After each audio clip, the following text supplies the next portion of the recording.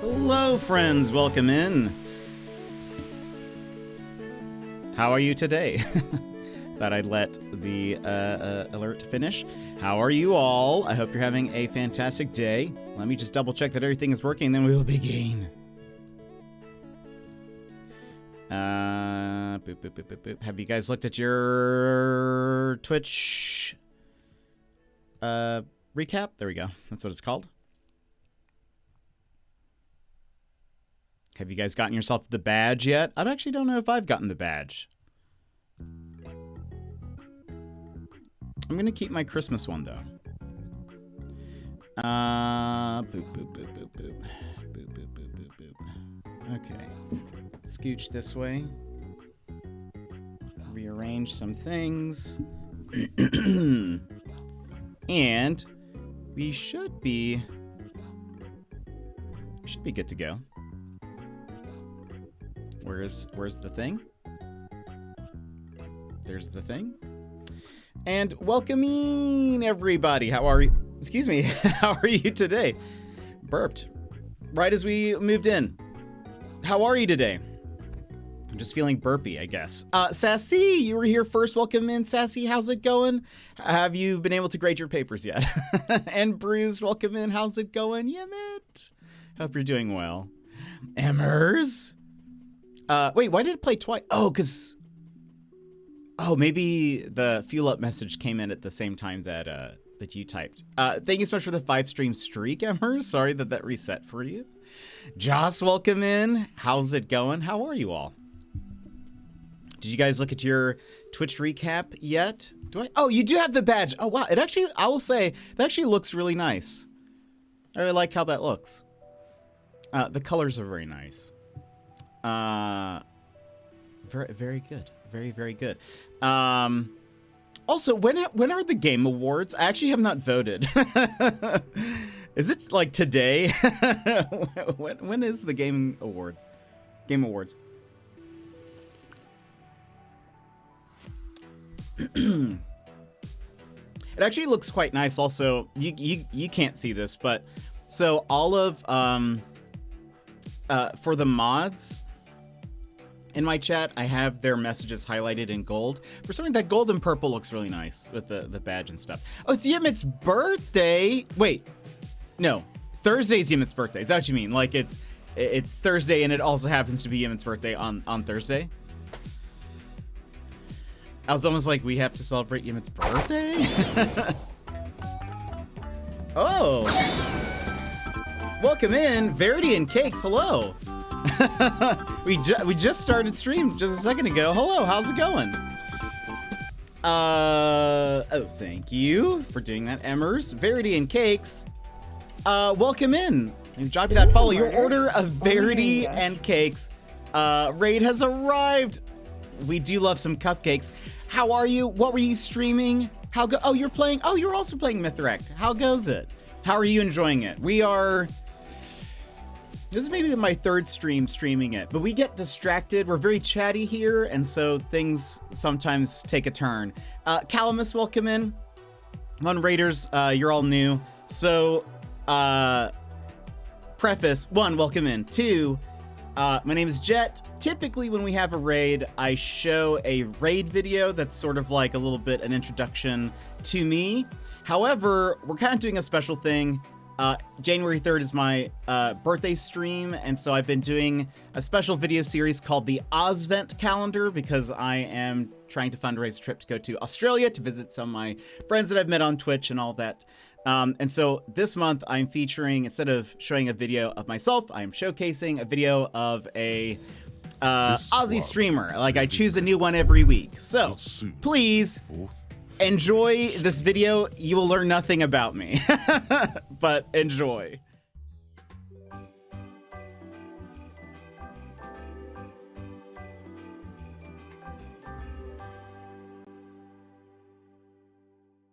Good day, and let's jingle all the way. I'm jetpackpaul, your field agent on this merry mission to spotlight some of the best Aussie streamers Twitch has to offer. But before we see who's next, let me brief you on an upcoming objective. On January 3rd, we're going full send with the Aussie Birthday Blast-Off Donathon. It may be my birthday stream, but it's my shot at making a dream come true. With your support, I'll be able to raise the funds to jump out of the battle bus and drop hot in Australia and meet legends like today's featured streamer. With your help, I'll be able to make a mission impossible become a mission inaudible. So let's team up and make it happen. All right, let's see who's on the front lines of the Ozvent calendar today, and... oh, well, it's official Ross DTD. Let's check him out. Raph is the FPS king. Move over, Santa. The only slaying this year will be from Raph on the battlefield. If you're in his crosshairs, you might as well just drop your gear and accept your fate. The last thing you'll see is the red dot before you're back in the lobby. Wait, Raph, no! Whether it's Black Ops 6, Valorant, or Warzone, Raph doesn't just bring the fight, he is the fight. Off the battlefield, Raph's not all intensity and kill streaks. He's got an incredible ability to connect with his community. Whether he's vibing to Spotify tracks, cracking jokes, or donning a luchador mask, Raph makes sure everyone feels like part of the squad. And you never know when Raph will pull a tactical shoey. You can tell by his face he really liked it. But wait, is that the heat from a thermite grenade? No, that's just the warmth of Raph's smile. What really makes Raph stand out is his heart. Whether he's talking with chat, opening packs, or giving shoutouts to his mod Dead Set A-Man, Raph's streams are always about connection. And let's talk about Dead Set for a second, the friendship we're all rooting for. Raph's always inviting him to play games, but let's just say the Dead Set's schedule is busier than Santa's on Christmas Eve. During Raph's TCG card shop simulator phase, Dead Set threw down the gauntlet.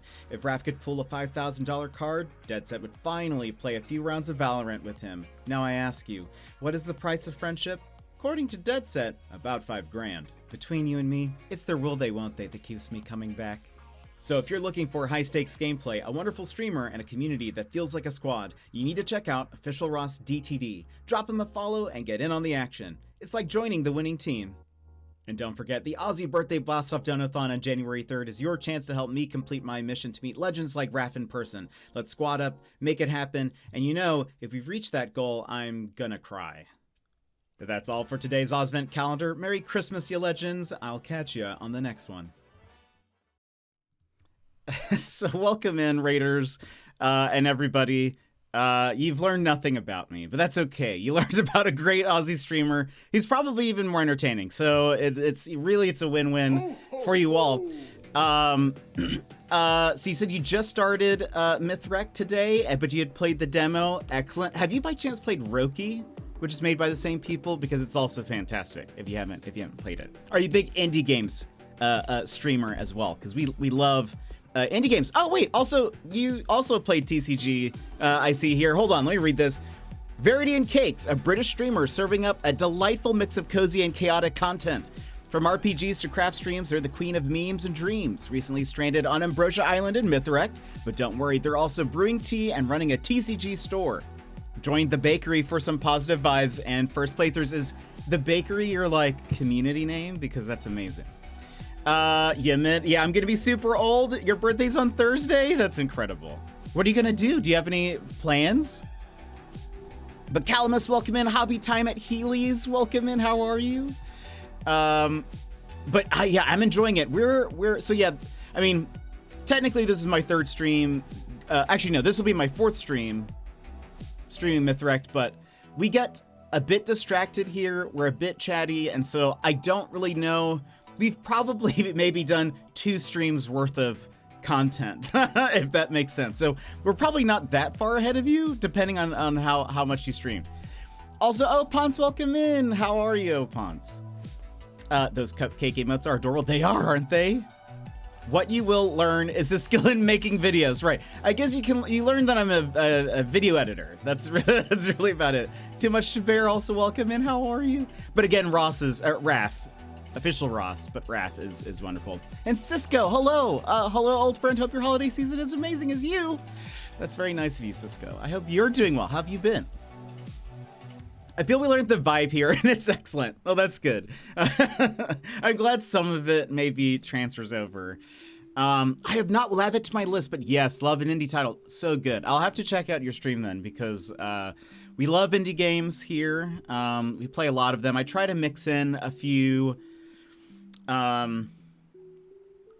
like, you know, bigger titles maybe, but Actually, Raph, the streamer who was featured in that video, has often told me that he's like, I love watching your streams because you're always playing a game I have never heard of. And I'm like, thank you.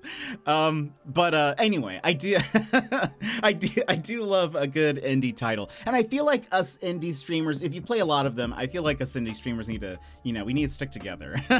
There's dozens of us. But tell me also what kind of games do you like to play, etc., etc. Tell us a little bit more about you that maybe we should know.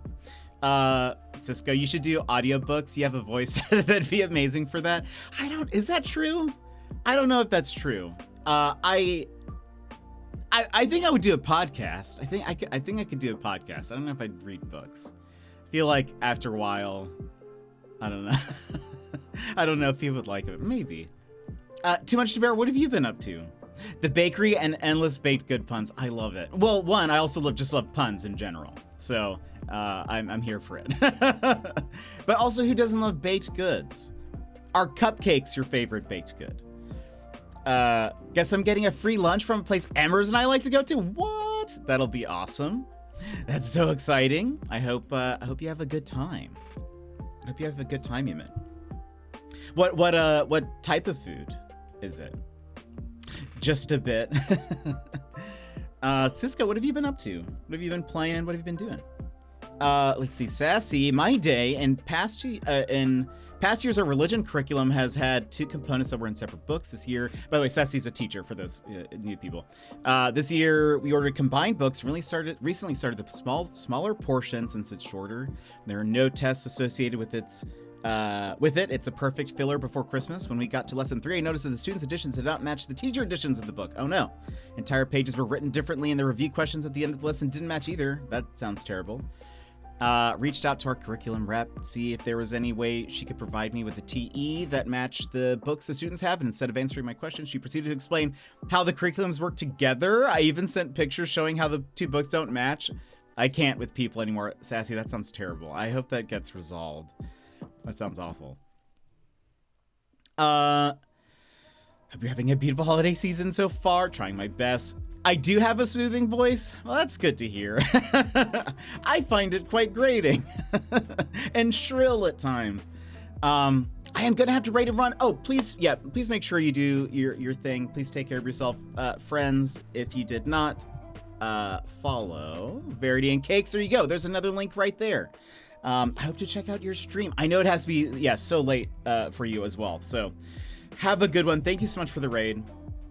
Thank you for dropping your people off here. Hope to see you around. Because you can say American food. So is it like burgers or...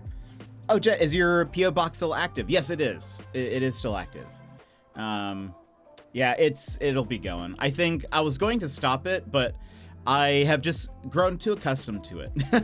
So I like having it. Yeah, so it'll stick around. But yeah, make sure you go follow Verity. Again, thank you guys so much for the raid. And also raiders, if you need to lounge lurk, etc., I know what it's like after watching a stream. Please make sure you take care of yourself. We'll be chatting for a bit before we get into the game.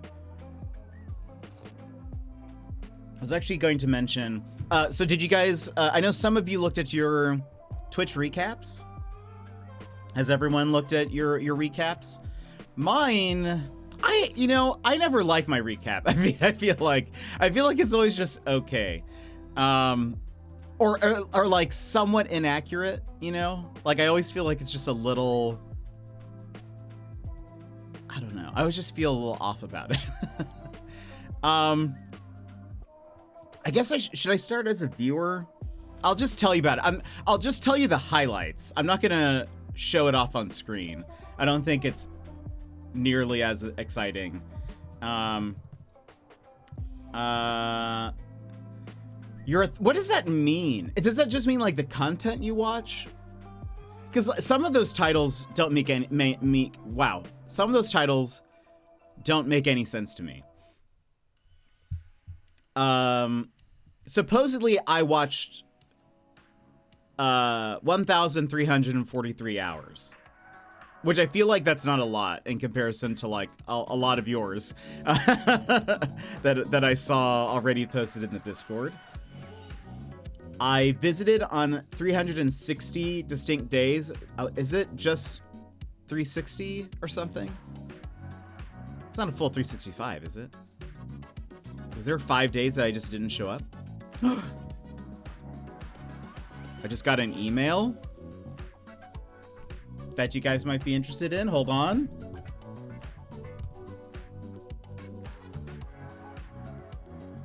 Oh, right. The Wholesome Snack is going on. That's why. There's a new Duck Detective game that just got announced. It's called Duck Detective: The Ghost of Glamping. Coming to Steam next year.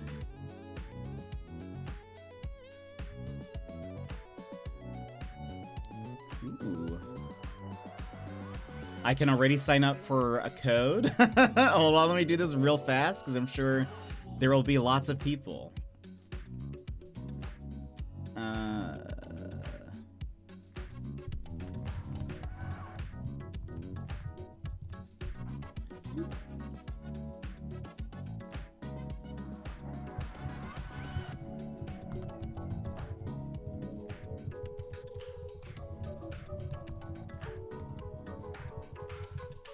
Done. Code request submitted.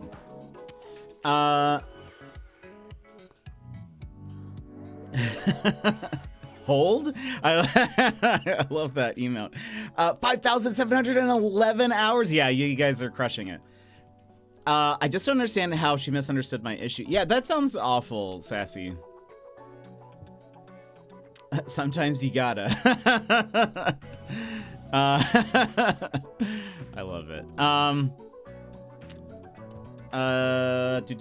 Yeah, so 1,300 hours watched, or yeah, hours watched. Top categories, I feel like aren't indicative of anything for me, because I feel like I mostly just watch streamers for them and not for what they're playing. So I feel like a lot of this is not like, you know,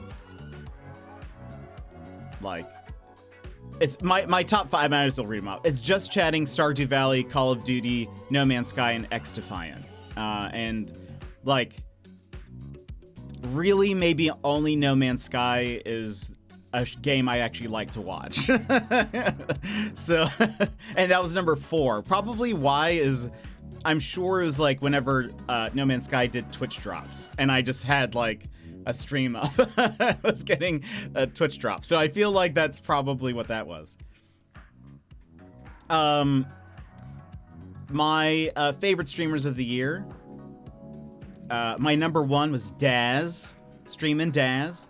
Then Raph, then Yvy, Brad, and then Alex McBen. Brad is actually the only non-Aussie who's on my top 5.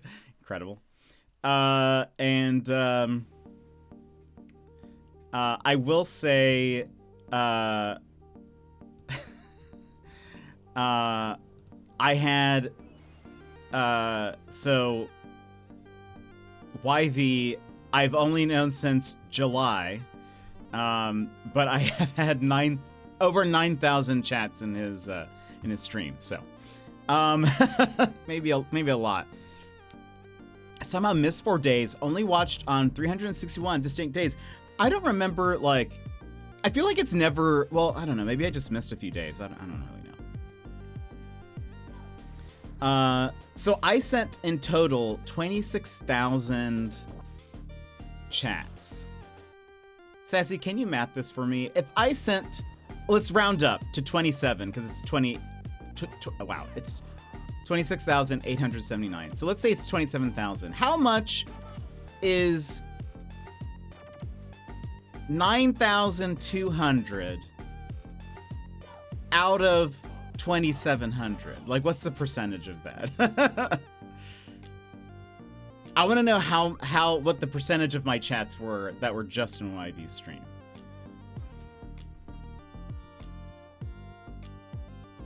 %. That's actually kind of wild. My top emotes this year were, it was the wave. which makes sense because it does that automatically in chat. Then, actually, I'll just do them all in chat. So that was my number 1. Then YV's this. Then, no, actually, which makes sense. This goes first. Then this one. Then Official Ross.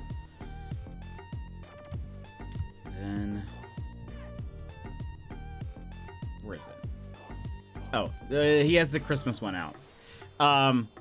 Those are my top 5 emotes that I used in chats, which makes sense.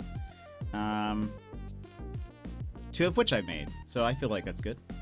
Yeah, you do. I saw that, which makes sense. The little 47% of my chats are here. Incredible, Sassy. I love that. Thank you for chatting here. I appreciate it. Yeah, it's such a good emote. I feel like if I ever saw anyone else use it, I'd be like, that's Emers' emote. It's such a good one. Emmett has such great emotes. I love it. This I will say is really cool. I want to post this somewhere. And I think I shared this last year because I feel like this is a stat that I find very cool. Hold on. 21 emotes attributed to me. I actually don't know if that's technically all of them that I made. Sometimes the emotes don't get attributed to me. That's fine. It's whatever. But anyway, 21 emotes, but they've been used 15,023 times. I feel like that's very cool. I feel like that's awesome. I'm probably the most excited about that stat. I wonder what it was last year, because I think I had something like that. I think I posted it in a story or something. Let me check. I think I posted it on Instagram. Maybe I posted it on... Does it save your stories from that long? Archive.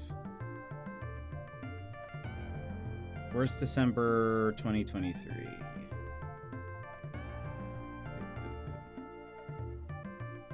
February. Apparently I didn't post a story in January, or I'm sorry, in December of last year, so never mind. Maybe I posted it on Twitter. And maybe that's what it was. Hold on. It's also possible I maybe did it a while back. Hold on, scroll. I just want to see if it was more or less this year, you know?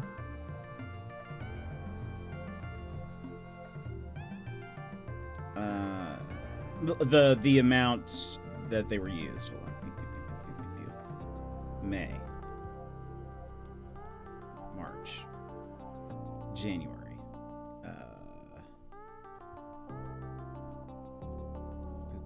Boop. Oh, nope, I didn't post anything last year. I guess it doesn't matter.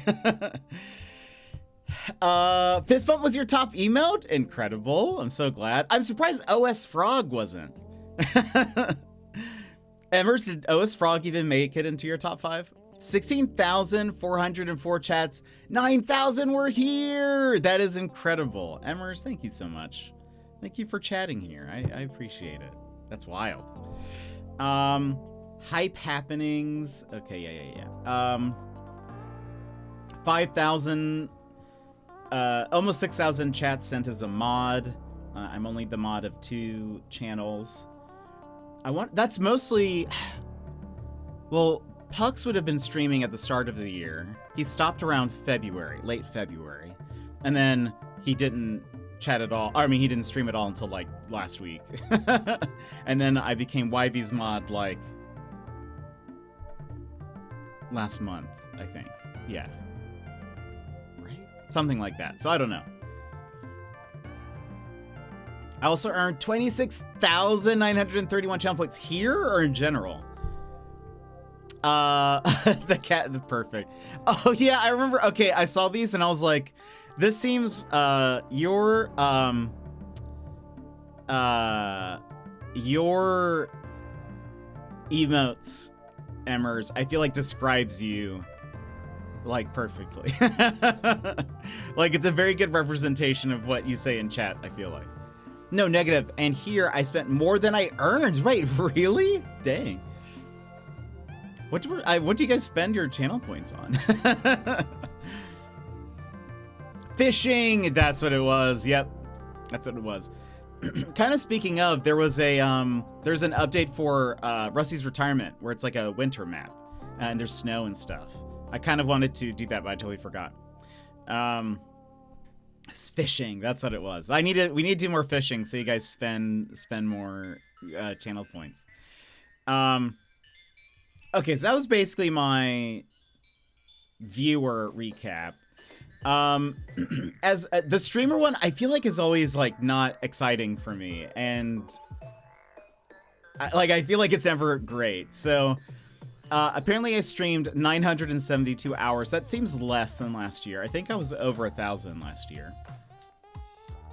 256 total streams, but distinct days 228. I posted that in the Discord with the highlight of that means my stream died like about 30 times because I never really do like multiple streams a day. So the fact that there are 30 extra streams is telling. Luckily, I bet most of those were at the start of the year or like, you know, pre-new iMac. My top emotes were the fist bump, Garfy. Oh, love that. The curse, the bop. They were all mine except for, I mean, bop bop. But still, that's wild. Thank you for using them, Sassy. And Jester, welcome in. You were my number 4th. And good. Jester, welcome in. How are you? I appreciate that. I do love your art. Thank you, Sassy. Apparently you guys watched 12,422 hours of my content. That is a lot of hours. So thank you guys for tuning in and watching. You guys are wonderful. Would you guys like to guess? So it says top categories of the year. That must be the categories that I spent the most time in. What games... What do you think the top 5 categories I spent the most time in are from this year? Keeping strong as 4th favorite streamer. I know, right? I know exactly. I was excited. That was like perfect. The prophecy has been fulfilled. Apex? Well, I've never streamed Apex. Well, I have, but not. I don't think I streamed it this year. These are Emmers. These are games that I streamed. Like, which categories do you think were my top 5 that I streamed? Yes. So if you say Final Fantasy, okay. Any other guesses? Not gonna tell if you're right or wrong. not until you. I want to see. I want to see a few guesses. Like I want to guess. I want to see what you think the top 5 are. And then I'll give you the list.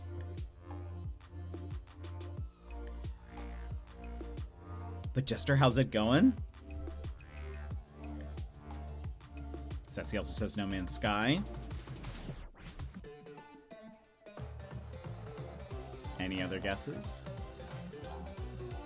Or would you just like to know? I'm curious if you guys will... It's actually also kind of hard because you have to kind of like remember what we played this year.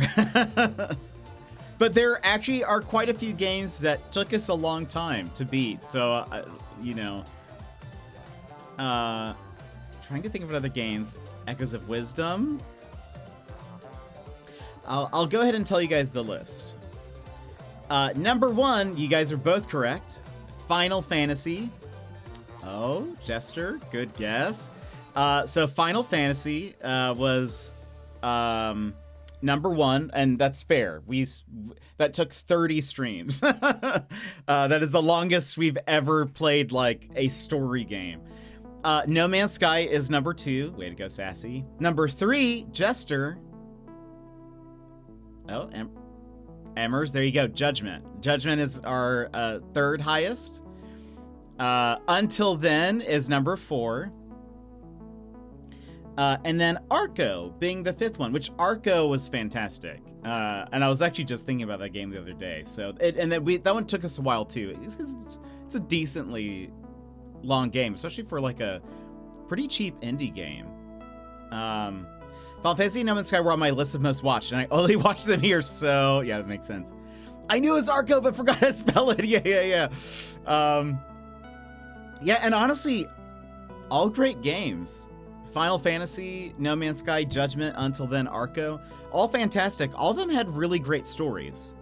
So, I mean, well, No Man's Sky, you know, excluding that one. All the new games that I haven't played before all have like really great stories and stuff. So we played some good ones, for sure. I still want to get to Lost Judgment at some point. That'll be next year. So I can't believe I forgot you played Judgment. Me of all people, I know. I was actually kind of surprised you guessed Until Then first, but I was like, surely, no. Okay. Apparently here in chat, 113,000 chats were sent.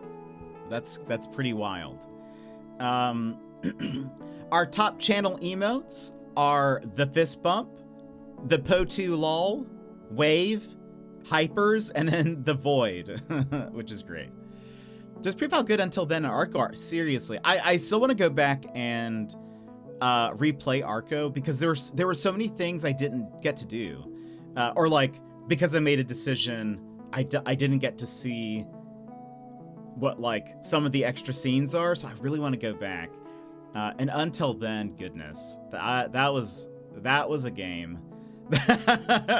Cried in that for sure. That was like so emotional. Such a good game though. 14% of the chats were all mine, Sassy. We love it. Keep it coming. Thank you for being dedicated. It says your biggest fans. I don't know if I want to list all. I don't want to like. I will say there's a lot of regulars in here. I don't want to like, I don't know, single people out, I guess, or make someone else think, oh, I didn't do enough. I thought this was funny. They had collaborations of the year, and its number of collaborations, 6. 2 were with Tap very early on this year. Technically 2 with Raph. One of them was when he knocked that one time unintentionally. And I was like, no, you should just join for fun. And then the other time was with him and YV. So YV was the other collaborations. It's very funny because we don't really do collaborations here. Don't want to make anyone feel bad. Yeah, I don't want to make anyone feel like, you know, I don't know. I don't know. I appreciate the people who are also wonder, I wonder how they calculate top or biggest fans. Is that via chats? Is that hours watched? Is there some like algorithm based thing where it's like a mix of how much they chatted or if they gifted stuff? Like what is the, like, I want to know how that's calculated. And I think honestly, that's one of the things that I feel like the Twitch recap is so surface level-y at times too, because it's like, I wish I could actually figure out how they came up with this or what they mean. Because I will say there are a couple people on the list who I'm like, I don't know if they chatted a lot. I don't know if they were here very much, but I know they gifted a bunch. So I'm like, maybe that's what it is. And so I don't know, but I don't know. Anyway, I'm clearly your biggest fan. You are, Jester. Watch time. Yeah, it's probably, that's sort of my thought, but I don't know. I already know Sassy shows more support than me, your mod. Well, but no, you beat her in watch time though by 2 hours. Not that, again, not that's like, hold on. Rewind. Not that's like more or less support or anything, but I just want to say like you're saying like shows more support. It's anyway. You see, but that's the thing. I'm wondering how is this calculated? It's also I don't know if it's like an order of anything because it's not a list like 1, 2, 3, 4, 5, 6. It also it shows 8 people, but I don't know. I want to know information on how this is calculated. I'll see myself out. That's part of it. No, that's not what I meant. That's not what I meant.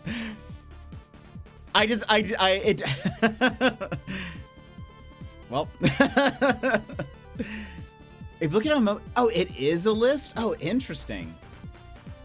On the, because I'm looking on browser. It's just like rectangles with then people's names in it. So it's sort of without any numbers or anything. So it's like, but so I don't know. Like I don't know how that's all calculated. I will say, I guess I'll tell you this, because there's you could probably guess who a lot of people are on the list. Emmers, you are the first person listed on here, so I don't know. Again, I don't know if it's in any order, but Shadow, welcome in. How are you? But yeah, look to see my thing about why. Yeah. Sorry. Oh, because my partner got a number 3 in a stream. They chat less than me, but they always have it in the background. I got number 4. Oh, interesting. Okay. So yeah, maybe it is just watch time. But actually, if somebody else, hold on.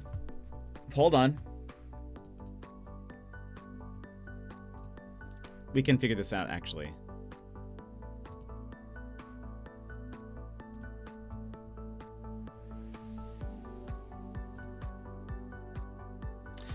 It's not purely watch time. I feel like you guys could probably guess that Emmer, Sassy, and Brad are on the list. Brad is listed higher than Sassy, but Sassy has a higher watch time than Brad because he posted his in they all posted theirs in the Discord. So I don't know. Interesting. Yeah, that's why I'm like, is there some combo of something that's like what is the, can't be just chatting either.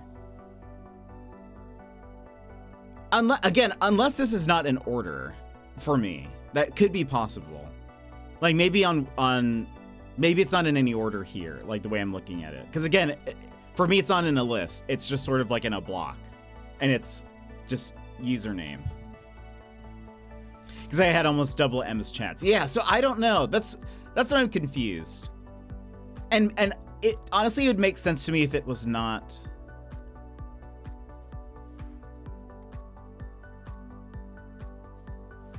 Oh, I'm trying to think.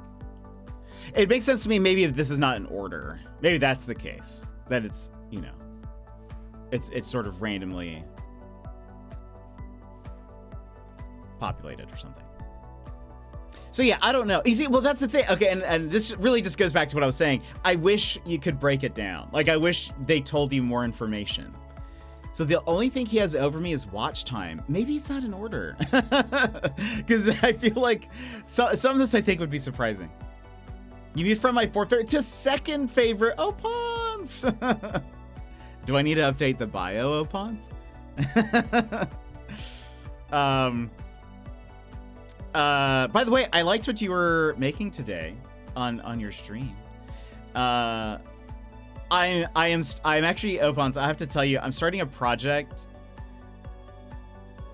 that I was like, honestly, I feel like it'd be so much easier if I'm starting a project that I'm gonna do in After Effects that I'm like, it would be so much easier if I knew how to do 3D like modeling, or like not modeling, but if I could like build something in 3D, I bet it would be so much easier to do than what I'm trying to do in After Effects. But I was like, I don't have the time to like learn how to do this, so I'm gonna just try to mock it up in After Effects, and we're gonna see if it looks okay.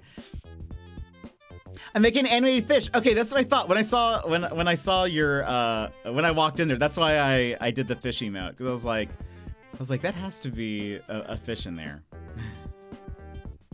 2,000 chats sent here, 300 hours watched. Goodness. Opons, thank you so much. Thank you for being here. Most times I feel that way, but do you actually know what you're doing? You actually know what you're doing. Is there anything else to mention? Oh, okay, so I will mention this. One, we did not really raid much this year. I haven't really been raiding much this year at all. Also, I wish I knew what we did last year, but clips. It says there were 99 clips made of me. I wish I could figure out how many I made, because I bet it is the majority of that. It says there's only 13 unique clippers. I know, like, Emmers, Sassy, Shady, me,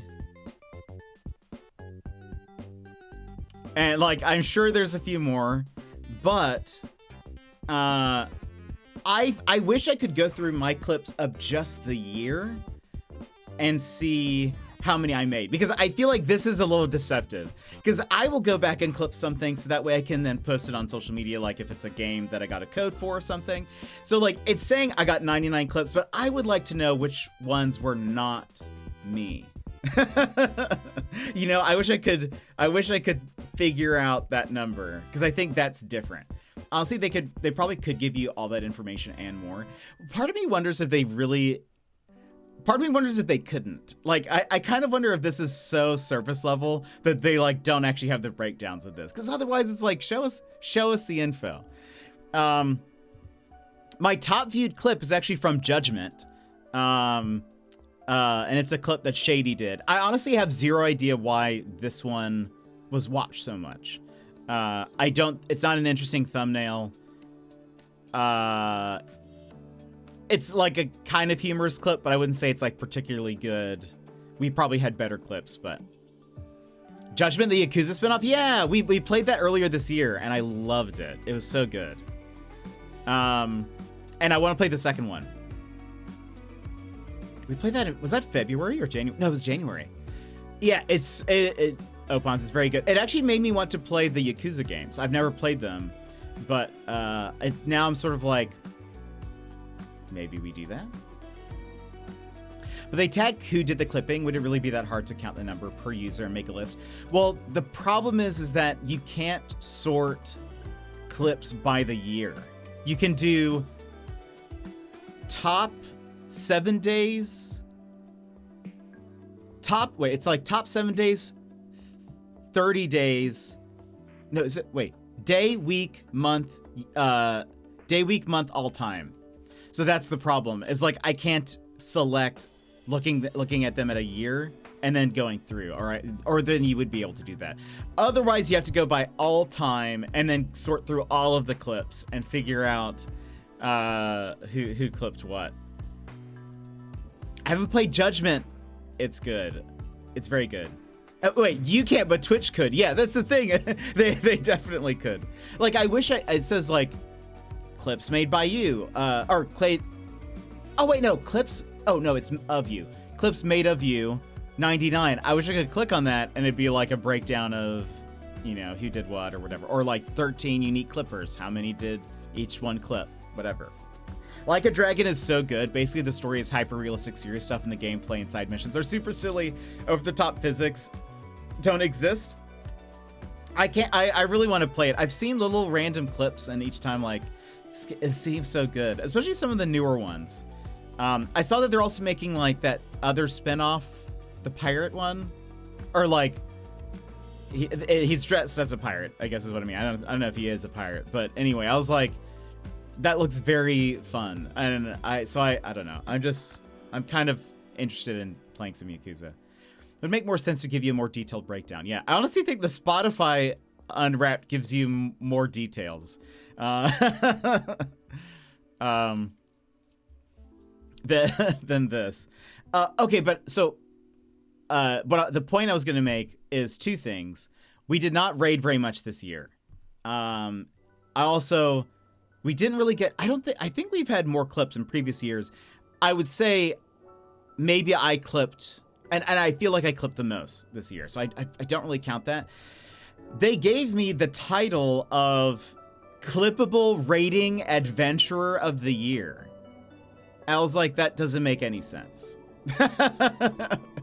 I didn't really raid very much at all this year. And I think I would say a lot of streamers have probably get, you know,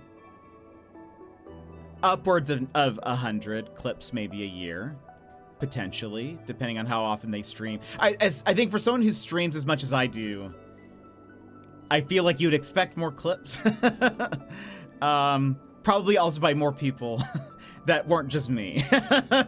So I feel like they should take into account that I did most of the clipping, so I should not be rated as clippable. And also, like, I rated less than 50 times this year, so that doesn't make any sense. That makes zero sense to me. And I streamed 256 times, so the majority of the time I didn't raid. So I'm like, Twitch, this is dumb. It shows me that this doesn't know where to place me.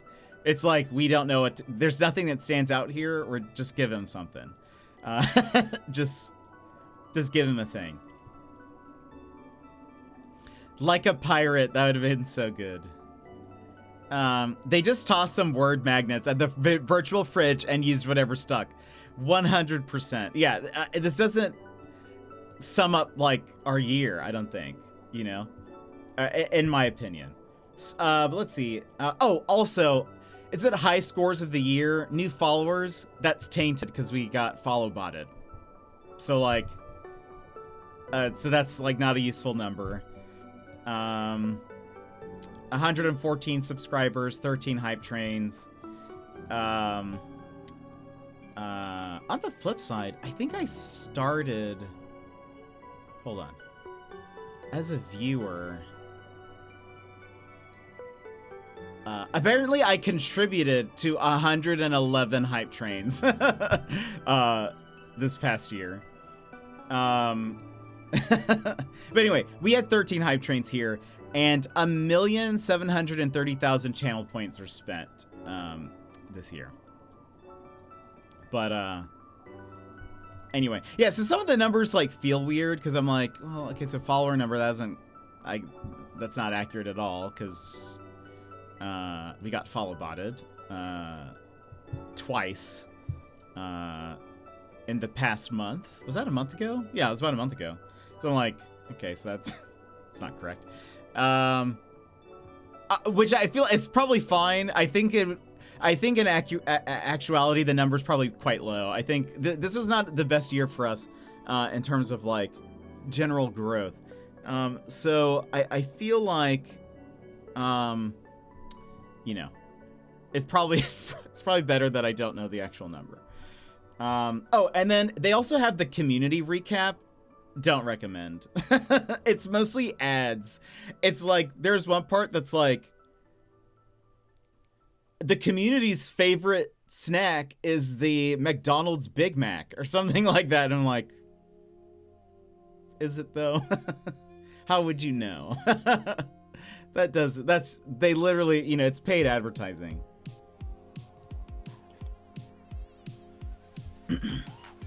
Also, McDonald's is getting some bad press this week.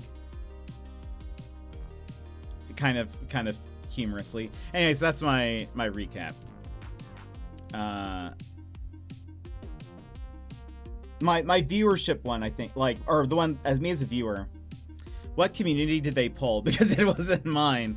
Yeah, I know. It's there was also something else that was like another food item that was, oh, Doritos.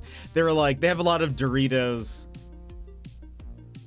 things in there as well. I was like, okay, so McDonald's and Doritos paid for some advertising here. But you know what's funny? Last year, I don't know if you recall, their recap was a lot more also interactive. They had that game Do you guys remember? Where it was like a platformer and you were the goat? And you could get like the goat emote?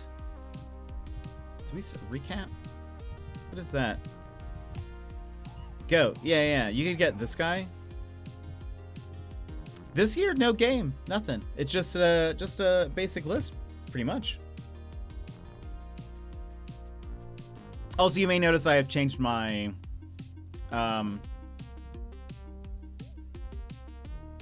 avatar, my like profile photo.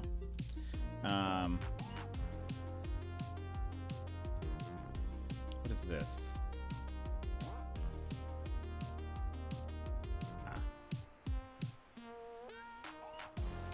And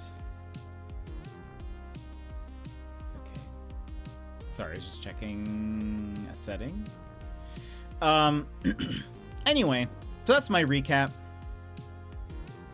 Don't know what to think of it, really. It's fairly. I mean, I think the viewer one, I think for me is more interesting than the streamer one. But also on desktop, the recap is humongous. Yes. Yes, Sassy.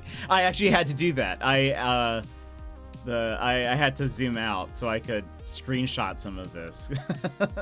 Because otherwise it's like, I can't. I feel like I have to lean back just so I can, like, get a good view of what it's even showing me. I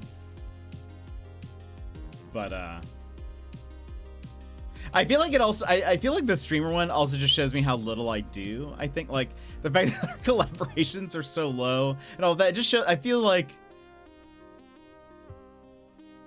apparently my top tags of the year, which I don't know what that means. It doesn't mean like people found me from those tags. Well, that doesn't make sense. Surely it's not that.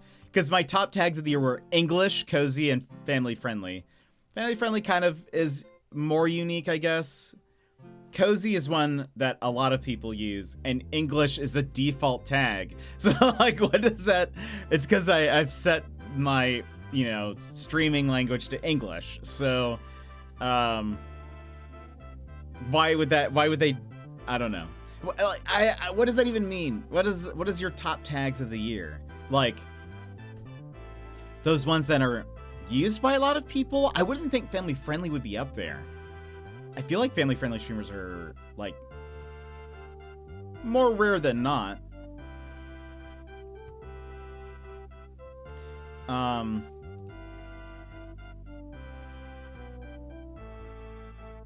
So I don't know.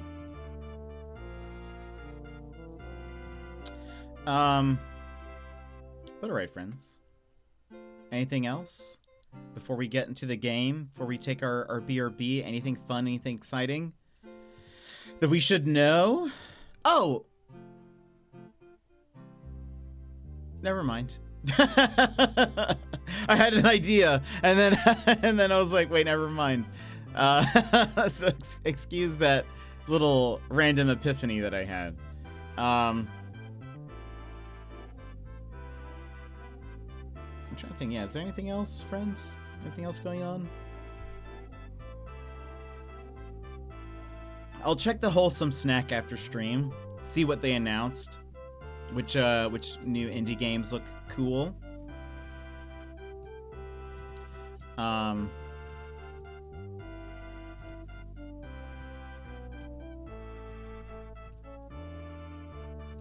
But, okay. Alright, so it looks like nothing else.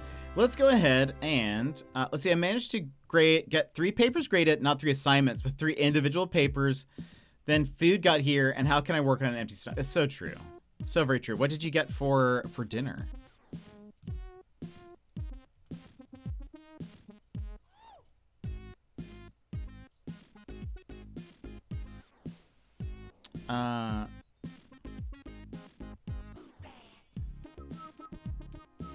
Bacon cheeseburger and a chocolate milkshake. That sounds delicious. That sounds very, very nom nom. All right.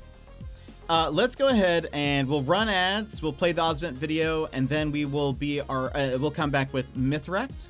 So if you need a stand-up stretch, etc., now is a perfect time to go do so. And friends, we will be our... Take this pause to rejuvenate. Stand, stretch, hydrate. We will be back in just a few moments.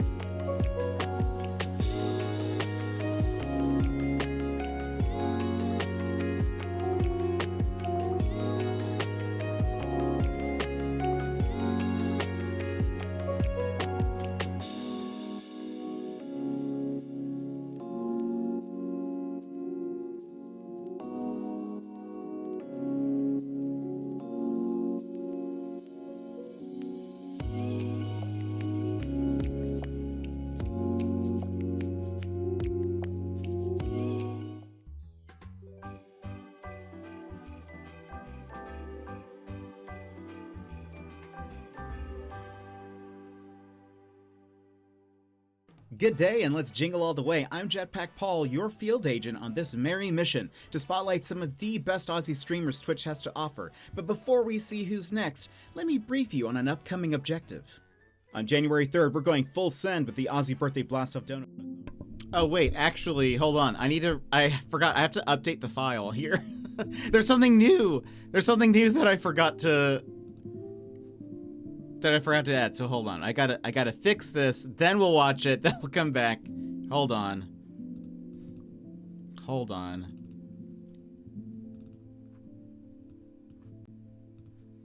Boop. Boop. Get rid of this. And here we go. All right. Now we're ready for the Osment video. Welcome to jetpackpaul's Osvent calendar.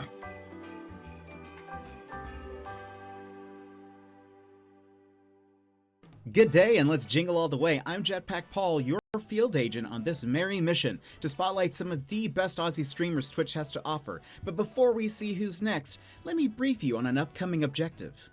On January 3rd, we're going full send with the Aussie Birthday Blast-Off Donathon. It may be my birthday stream, but it's my shot at making a dream come true. With your support, I'll be able to raise the funds to jump out of the battle bus and drop hot in Australia and meet legends like today's featured streamer. With your help, I'll be able to make a mission impossible become a mission impossible. So let's team up and make it happen. All right, let's see who's on the front lines of the Ozvent calendar today, and oh, well, it's official Ross DTD. Let's check him out. Raph is the FPS king. Move over, Santa. The only slaying this year will be from Raph on the battlefield. If you're in his crosshairs, you might as well just drop your gear and accept your fate. The last thing you'll see is the red dot before you're back in the lobby. Wait, Raph, no! Whether it's Black Ops 6, Valorant, or Warzone, Raph doesn't just bring the fight, he is the fight. Off the battlefield, Raph's not all intensity and kill streaks. He's got an incredible ability to connect with his community. Whether he's vibing to Spotify tracks, cracking jokes, or donning a luchador mask, Raph makes sure everyone feels like part of the squad. And you never know when Raph will pull a tactical shoey. You can tell by his face he really liked it. But wait, is that the heat from a thermite grenade? No, that's just the warmth of Raph's smile. What really makes Raph stand out is his heart. Whether he's talking with chat, opening packs, or giving shoutouts to his mod Deadset A-Man, Raph's streams are always about connection. And let's talk about Deadset for a second, the friendship we're all rooting for. Raph's always inviting him to play games, but let's just say that Deadset's schedule is busier than Santa's on Christmas Eve. During Raph's TCG Card Shop Simulator phase, Deadset threw down the gauntlet. If Raph could pull a $5,000 card, Deadset would finally play a few rounds of Valorant with him. Now I ask you, what is the price of friendship? According to Deadset, about $5,000. Between you and me, it's their will they won't they that keeps me coming back. So if you're looking for high-stakes gameplay, a wonderful streamer, and a community that feels like a squad, you need to check out Official Ross DTD. Drop him a follow and get in on the action. It's like joining the winning team. And don't forget, the Aussie Birthday Blast-Off Donathon on January 3rd is your chance to help me complete my mission to meet legends like Raph in person. Let's squad up, make it happen, and you know, if we've reached that goal, I'm gonna cry. But that's all for today's Ozvent calendar. Merry Christmas, you legends. I'll catch ya on the next one. There we go. YV is doing the intro to the Ozvent calendar videos, and I added it yesterday to the video, and I forgot to update the file in OBS, so that's my bad. I was like, wait, something's missing. Welcome back, everyone. We are playing Mythwrecked. A side note, I forgot I was going to mention this. You guys, I'm sure have heard about the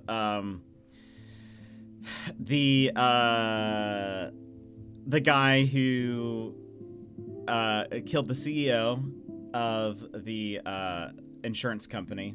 I'm sure I feel like you've probably come across it somewhere. It's quite funny because because I think the media outlets are trying to make him look pretty bad. Tap, welcome in. How are you? I don't know if you noticed the title, Tap.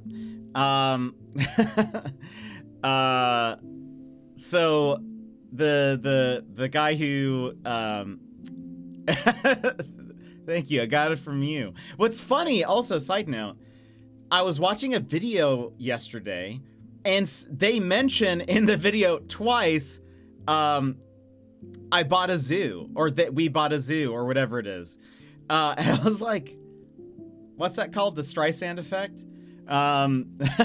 Where it's like, why is it now like 3 times today? Have I heard someone mention this? I bought a zoo. was the prequel? Wait, what is it? What? It's Matt Damon, right? We will buy a zoo. We bought a zoo. We're buying a zoo. Which is the... we bought a zoo is actually... Oh, that's what it is. Gilmore, thank you so much for the 52 months at tier 3. Incredible. Gilmore, thank you so much. How are you? How's it going? I hope you're having a good day. We Bought a Zoo is the actual movie. So I was watching someone talk about theme parks, and they mentioned We Bought a Zoo, and I was like, how random. So going back for a second, so I'm sure you guys have heard about the guy who killed the CEO. So he got arrested and all of that. It is very clear that the media outlets are trying to make him seem worse than he may be. And one of those, I forget which outlet this was, but they wrote an article, and in the article, they're like, again, it looks like they're trying to find something that's like, they're just trying to make him look bad. There was, in the article, they mentioned that at his university, they said he's a part of a gaming, like group, like a gaming club.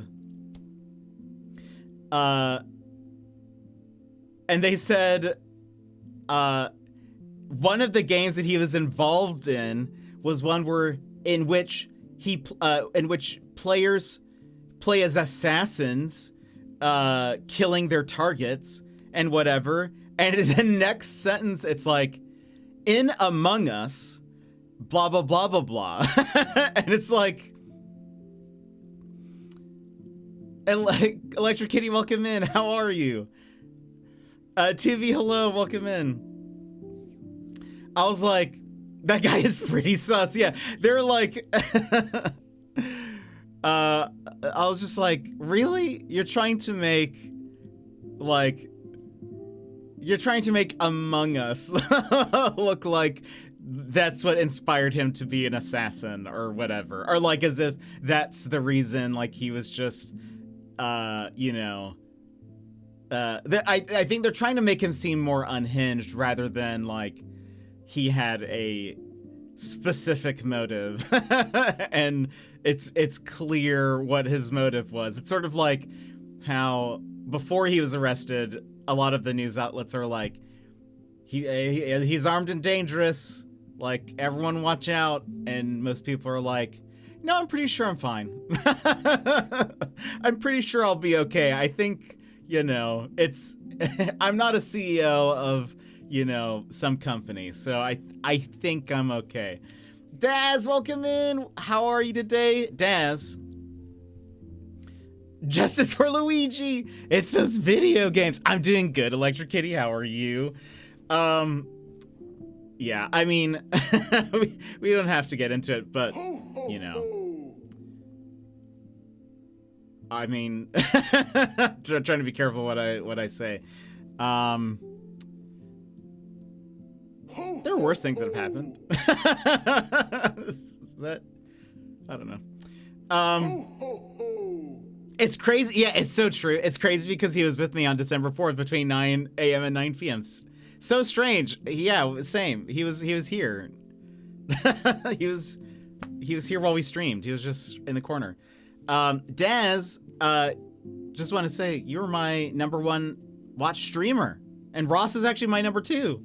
Incredible. You're both here. Anyway, I saw that article though, and I was like, right, okay, so we're supposed to believe that it's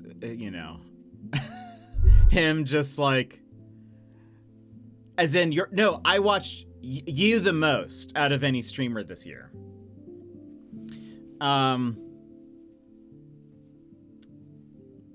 As in I'm your biggest. Well, actually, no, I wouldn't know that's true, but honored.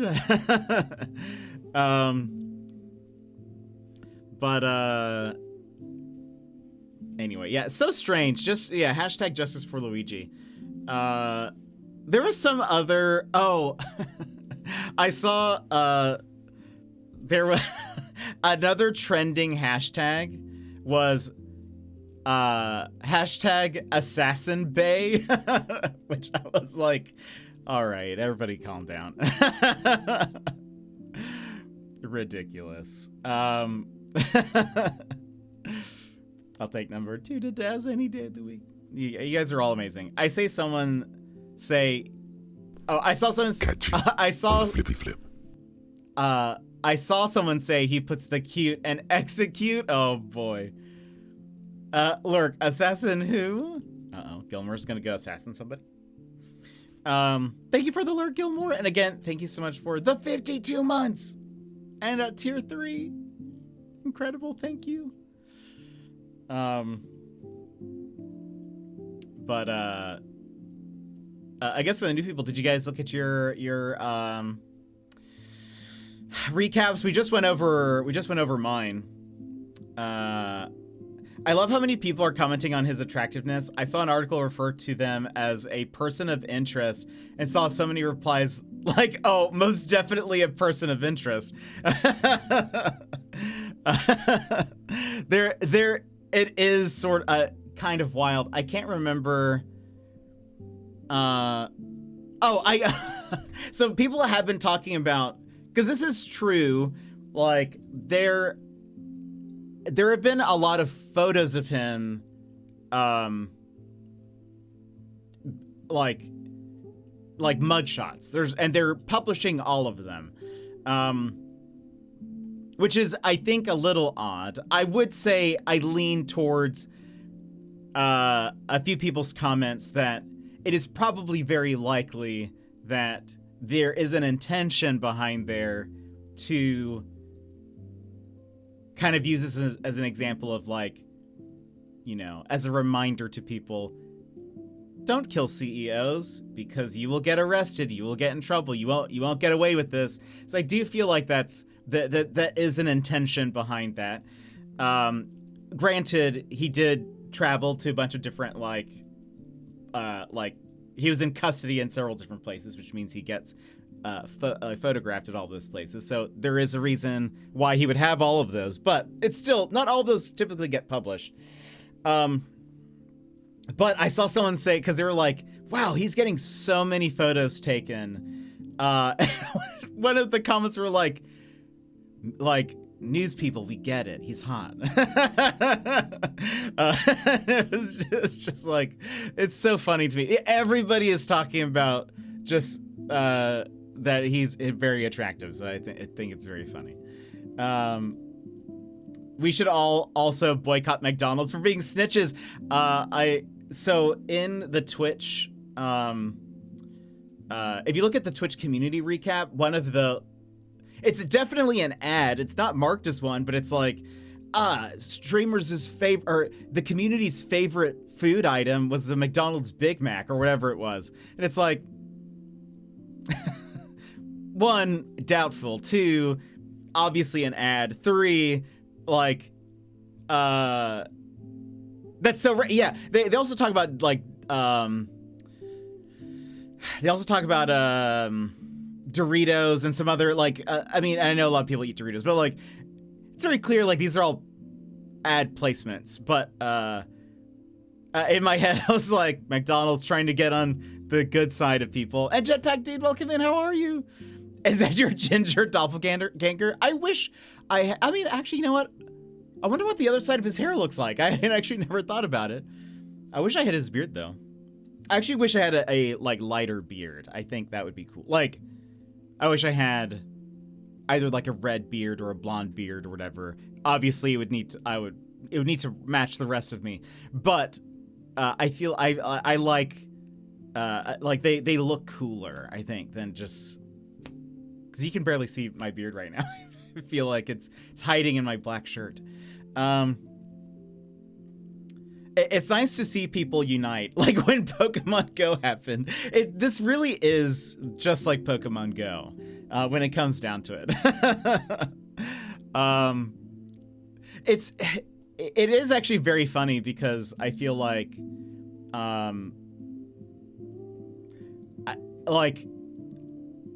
most people do not care at all about the CEO in the least bit. Everyone's just kind of like, I mean, like, everyone has bad blood with insurance companies and all that kind of stuff here in the States. So, like, I honestly feel like, and someone brought this up, it might be difficult for him to have like a completely fair trial. If his, like, depending on what he says in his story, whatever, you know, supposedly from what it sounds like he had recently lost, I think maybe in the past couple of years, some family members or whatever. So it's like, you know, if he also has like a chronic back issue or something like that. And so, like, I don't know. I feel like there are a lot of Americans who would, like, not be able to, you know, not have some kind of bias against an insurance, you know, not that it's like against an insurance company. He would be on trial for murder. So like it would, you know, that would be part of it, but there would be, you know, could they be fully impartial would be difficult, I think. I didn't look at the community one because I was like, I don't watch any of the big streamers. Good to know it was just a giant ad. It pretty much was. There were a lot of clips of huge streamers. I just scrolled through it really fast. I was like, I don't know most of these people, and I do not care.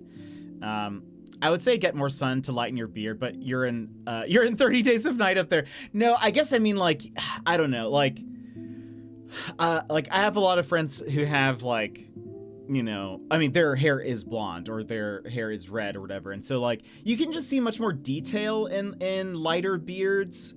And I feel like that looks cool. Like, I feel like it looks cooler, but I don't know. That's me. That's my, you know, it's my bias.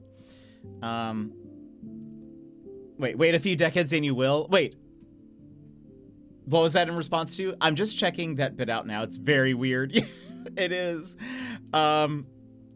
If jury has any say in the sentencing, he will be guilty with a light sentence, probably. Something tells me they're going to get a jury of all white rich people. That's the only thing, but that's, you know, I would imagine his lawyers will try to, because they get. Well, actually, I don't. Well, I guess it depends on how big this case is. Maybe. I don't know how, like, jury selection goes for, like, huge cases, but I know for, like, most cases, there's a bunch of jurors selected, and then the, like, lawyers and attorneys pick. Like, they ask them questions, and then they get to select from those. So they'll try to stack some in their favor as well, but, like, I think it's just gonna be difficult because, you know, you would have to, they would, for sure the defense would want to get, you know, probably people who are very wealthy who, you know, don't have to worry about health insurance or whatever. Watching the internet devour that woman that was all, why aren't you all sadder while wearing literally $1 million green earrings? I didn't see that. I think I know who you're talking about, though. But yeah, it's sort of like, like, I don't know. It's, people aren't going to have sympathy for somebody who, literally, for those who know, he created an algorithm to automatically deny people, like, their health insurance claims. So it's not even like a person behind it who's, like, looking at your case or whatever. It's just an AI that looks at it and says yes or no. And that seems even colder than what it already is. Supposedly, I guess the Luigi, he wrote some, like, letter manifesto thing or whatever. One of his points, I was like, I mean, fair. He was one of his points was that, like, the health insurance business industry has grown in the past X amount of years, while the American life expectancy has gone down in said years. And I was like, I mean, good point. I think, like, you know, not a terrible thing to bring up. Just had glitter. I don't know. I've never put glitter in my beard, but I did for 1 year for Christmas. I did I like I did one of those like spray painted, like temporary spray paint white things. So like to make it look like a Santa beard. We'll never do that again. just terrible. Just trying to get that out. It took like weeks or maybe just a week of washing it, and there was still like white coming out of the beard that I was like, this is just terrible. Get a jury of people from 18 to 40 who use the internet, and we can free Luigi. I mean, don't worry. And once he gets out, he can run for president still. It'll be fine. Getting a lighter beard. 30, 40 years from now. Oh, it'll be great. There we go. Thank you. Thank you for that clarification. Actually, I don't know. It'll probably get more gray. I mean, like, I have a few grays, but seeing people and seeing relatives, they've seemed to kept still a lot of the a lot of their hair still seems to be black, but could be different. I don't know.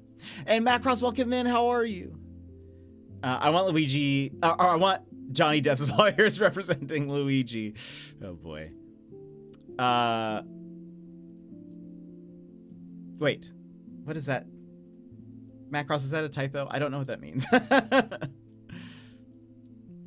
Voir dire, it's for weeding out jury. Is that like, what does that mean? Is that like the selection process? Is that what that is? It's like they realize the accepted claims was human feelings too guilty to deny 25% of claims. So they got AI to close the gap. That honestly would not surprise me.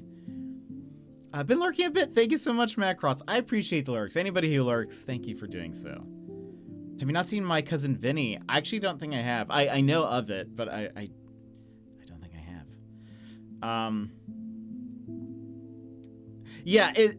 So I feel like most people are not going to have sympathy for, I'm sorry.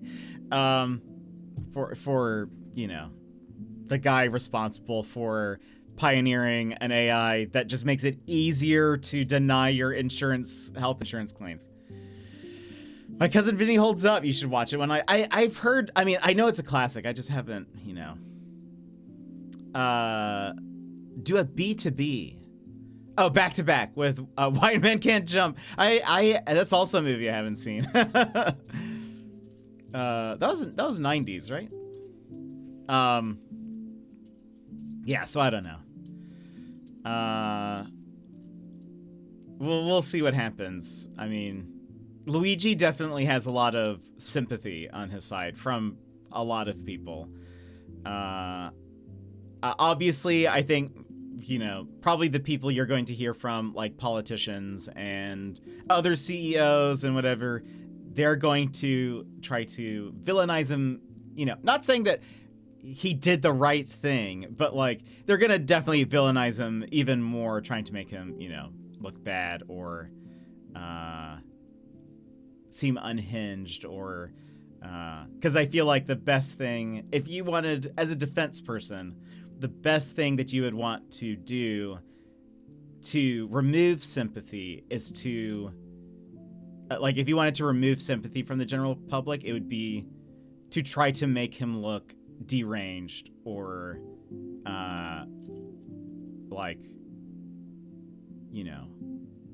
ethically questionable, and some, like, they would want to make sure that I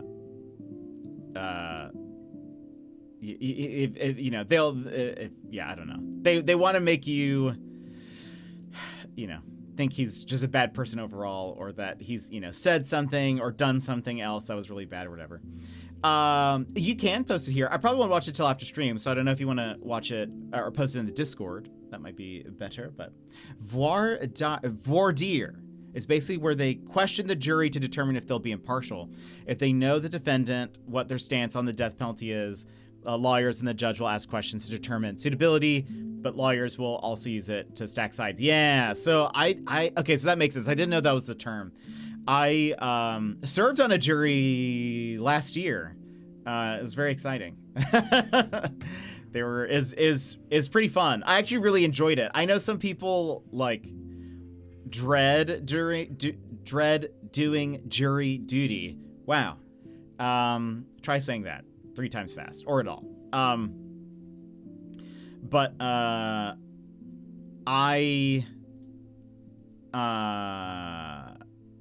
really enjoyed it. I was also the foreman of the jury as well, so that was also very exciting for me.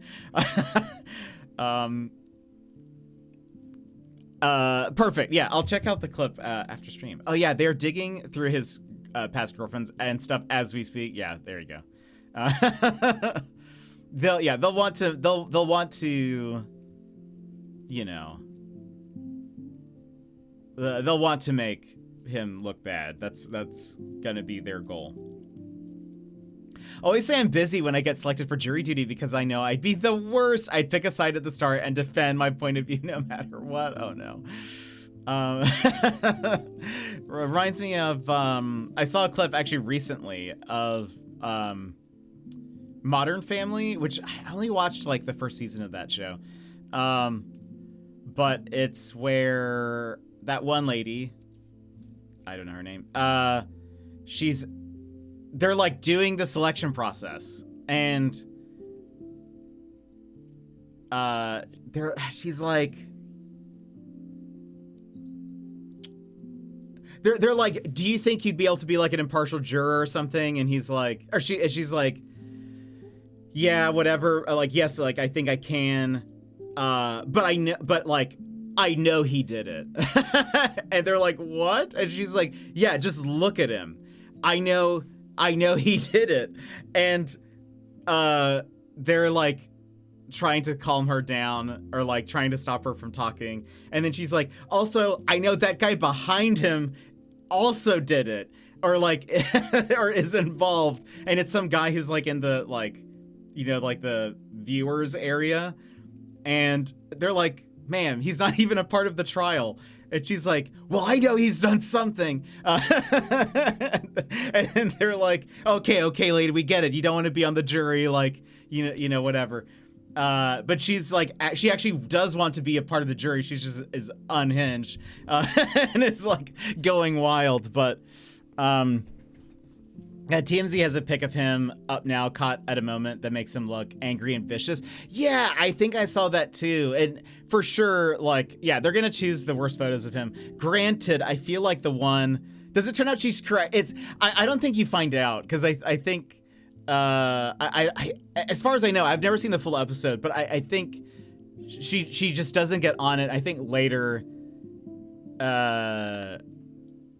I think the sort of like the B plot is that she's sad about not being selected. So I don't think she gets to be, I don't think you get to find out what happens on the jury or like in the case at all. But yeah, I saw that picture as well. And I think it's, yeah, you know, granted they have him literally by the neck. So I assume like, I don't know. It seems reasonable that he would be shouting, but whatever.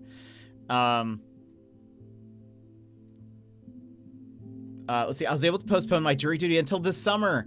Do you understand what the word impartial means, lady? Yeah. You can also be striked from the jury if you express an awareness of jury nullification. What is jury nullification? For those who hadn't heard some of my jury duty stories,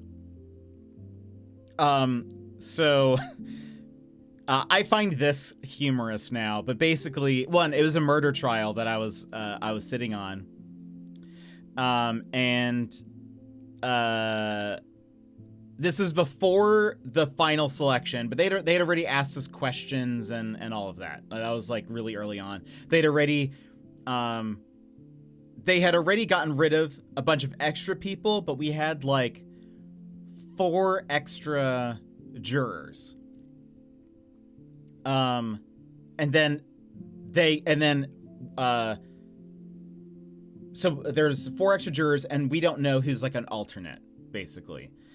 One lady had to leave because of the severity of the like murder. And I guess she had recently had somebody who had like died violently. And so she understandably was like weeping and stuff during that first day that they were showing stuff, and the judge excused her like after the first break.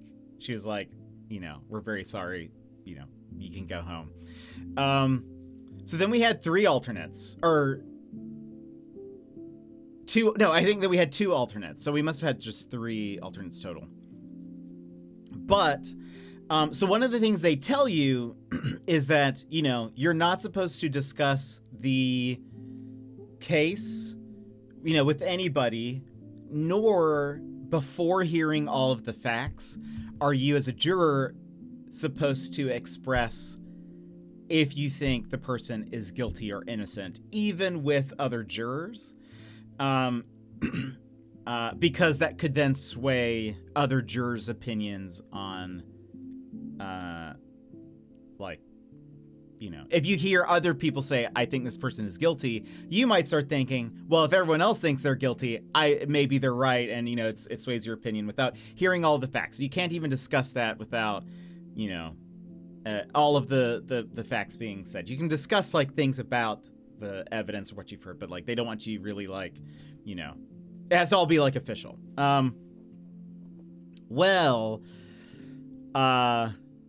As I was leaving... I should say, before this, we had some people already starting to discuss whether they thought the person was guilty or innocent. And we got reminded once by, the clerk person that would be with us that they were not allowed to talk about that, whatever. But they still kind of were. But anyway, one day, we're leaving, and I overhear a couple of the jurors, we're outside of the building, and they're talking about it, and they're talking about, they think this person's guilty, blah, blah, blah, blah, blah, blah. So it didn't sit well with me that was happening, because I was like, that doesn't seem fair. That doesn't seem despite what I thought, it doesn't seem fair that that's happening or whatever. So I actually reported it to the court office and just said, hey, just want you to know, I don't know if I'm supposed to report this. I don't know if this is important. I don't know, blah, blah, blah, blah. But this was going on. And so then I got a call from so they were like, thank you for telling me. Yes, this is important because if that is not reported and then it comes out later that happens, it could be deemed as a mistrial and whatever, and then now they have to go through this whole process again and whatever. So they're like, yes, thank you for telling us. I think then an hour later I got a call from somebody else, and they were like, I need you to tell me exactly what you heard and all this other stuff. So I was like, okay. So anyway, I was one, I'm a night owl, and I had to be waking up super early to get there, and some nights I was just incredibly tired and whatever during this. It was multiple weeks of this going on. So that night, I go to sleep, and I wake up to my phone ringing, and I was supposed to be at the court at 8 a.m. or 7 something, typically. Everything starts at around 8. It's 10 in the morning, and I have 8 missed calls. So the phone is ringing from an unknown number. I pick it up, and I'm like, hello? And the person's like, yes, this is State Trooper so-and-so. I am on my way to, my residence, doing a welfare check. We're checking to make sure, you are, or that this person, the jet, is okay. And I was like, yes, it's me. I'm so sorry. I overslept my alarm. I'm gonna get ready. I'm gonna head over to the court office. I'm so sorry. I then called. I checked one of the messages. It was from the court clerk, and I call her, and I'm like, I am so sorry. overslept. I just got a call from the state trooper. I am like, I just need to shower and I'm on my way. I am so sorry. And she was like, okay. Thank you for letting us know. And I was like, I'm so sorry. So it's like, of all of the days to be late, this is the worst day, because literally I had just reported that, like, you know, I heard two people talking and then I am missing the next morning. You know, it's just like the worst time for something to happen to me. Anyway, long story short, finally made it. They had apparently, so I show up and everyone, like I show up to the juror's room. Everyone's very quiet. Like nobody's talking. And I was actually surprised that they weren't in the like courtroom at the time. So I show up and they're like, where have you been? They're like, we thought you got like excused or something. And I was like, no, I just woke up. I woke up late. So state trooper called me, whatever. And I was like, what's going on?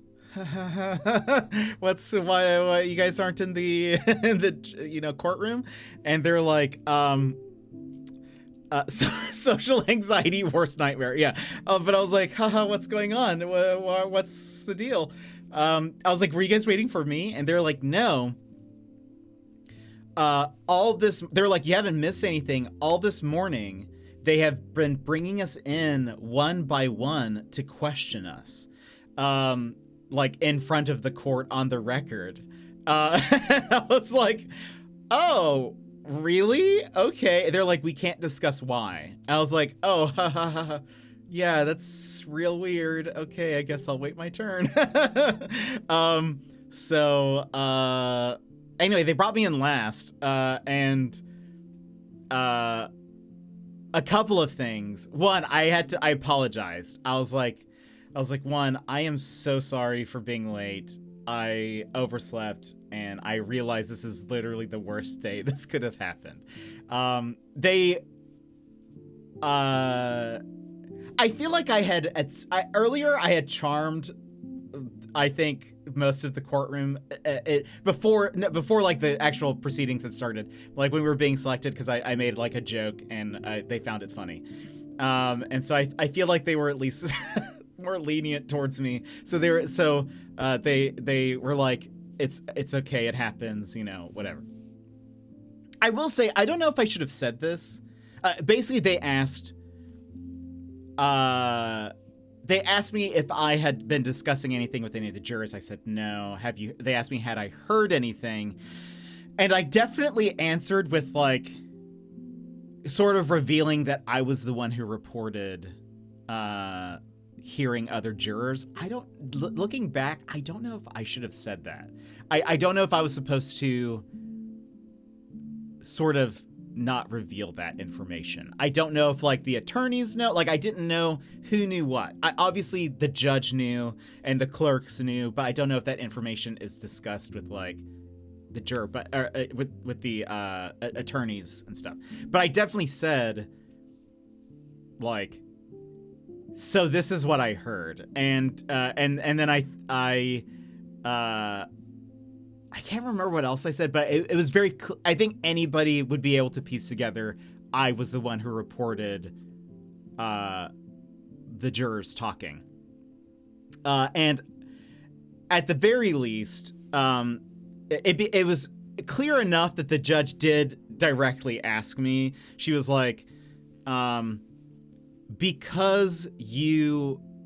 because she did ask, like, do you feel like you can be impartial having heard this? And I was like, yes. And she was like, you know, being that you, you know, called and reported this, it probably does speak to the fact that, like, you are willing to, you know, it probably does, it provides credibility to you saying that you would be able to be impartial because you know, reported it or whatever.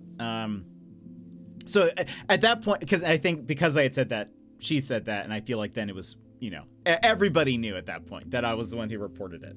So, but yeah, looking back, I still think about that. Like, should I have said that? Should I, or no one told me if I should, like, they didn't start off the questioning with, so you reported this, but nobody told me not to. So I just was like, yeah, so I called, I reported this. This is what I told the clerk and whatever. Anyway, so let me catch up. But yeah, so that was my story. But it was just poor timing for me then to wake up late that day. It definitely looked suspicious, but those two jurors ended up getting excused. And that meant we had no other alternates. So we were like a locked-in jury. DB, welcome in. How are you? So we were locked into that point. So they were like, please no one do anything else, because if not, then if we have to excuse anyone else, we have to basically pause everything, get new jurors and all of that sort of stuff. So they're like, please nobody. All right, so let's see. Sorry, I've been talking for a bit, so there's a lot of chat. So they basically say guilty, but don't do time/punish. These are the best stories. When a jury in a criminal trial finds an accused not guilty, although at law, the accused has broken the law. Yes. TLDR, if you as a juror find the law or judgment immoral, you can't be punished for refusing to concede with the rest of the jury, essentially requiring the jury to be nullified and the trial. Yes. Yeah. Okay. Jury nullification. Yes, that makes more sense now. Question, while the court case going on, will they have Subway Surfer or something playing on a screen for me? I'm sure I'd get bored quickly. There were times where I was getting tired, but honestly, the case was, I found it pretty interesting. Like there was I will say there was a lot of evidence that was like, this guy made some bad decisions. If he's trying to hide the fact that he killed this person, he did a very bad job of it. Soap cutting, I like those. I don't know why. A lot of people do. It's very visual ASMR-y. They thought I got.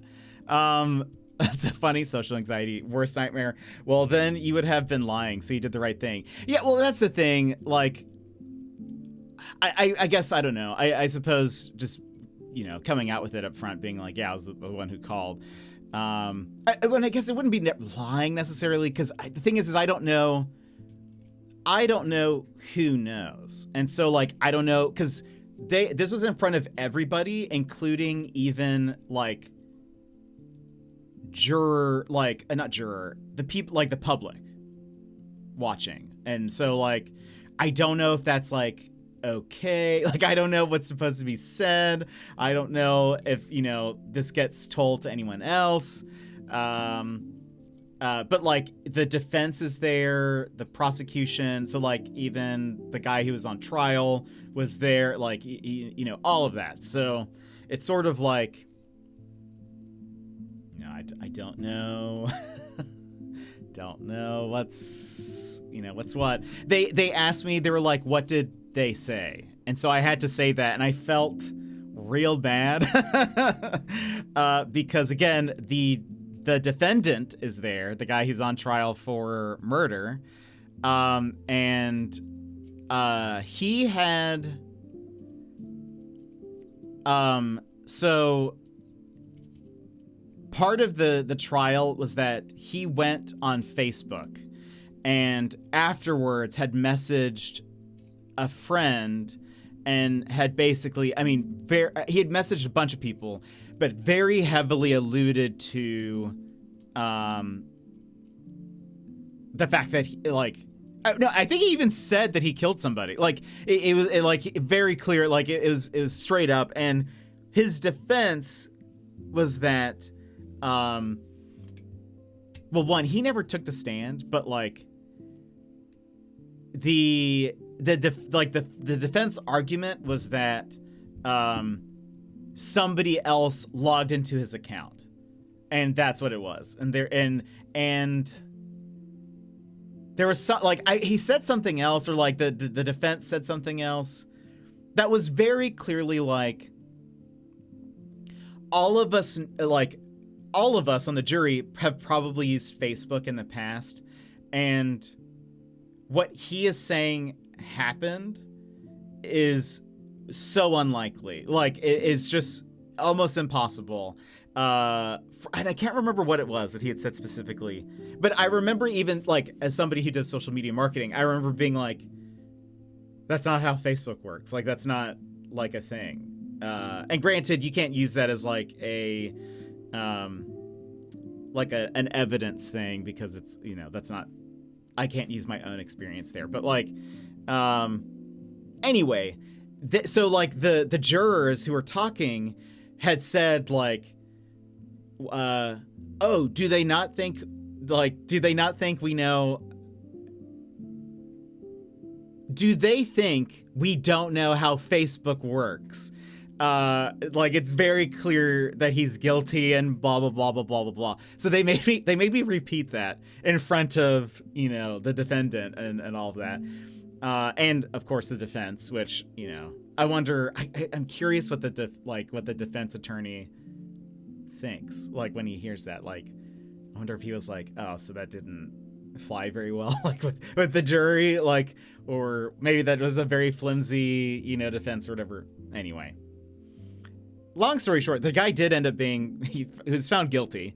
Yeah, it was wild time. But Darkborn, thank you so much also for the three stream streak. I just saw that. Well, here's the tea, Francine. Yeah, absolutely should have.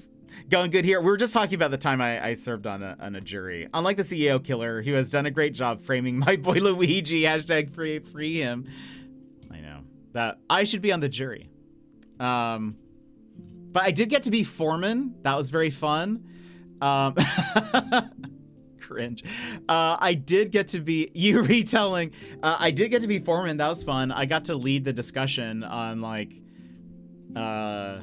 you know, how we processed all the evidence and information. It was very fun. I enjoyed that. As somebody who plays like Ace Attorney, I actually almost thought, so they were, you know, because they ask you, like, you know, your experience with things. Have you ever served on a jury before, whatever? I wanted to be like, no, but I do play a lot of Ace Attorney, so I feel like I know. I play a lot of detective games, so I feel like I'm going to be pretty good at this. I feel like if I had said that, they would have not chosen me as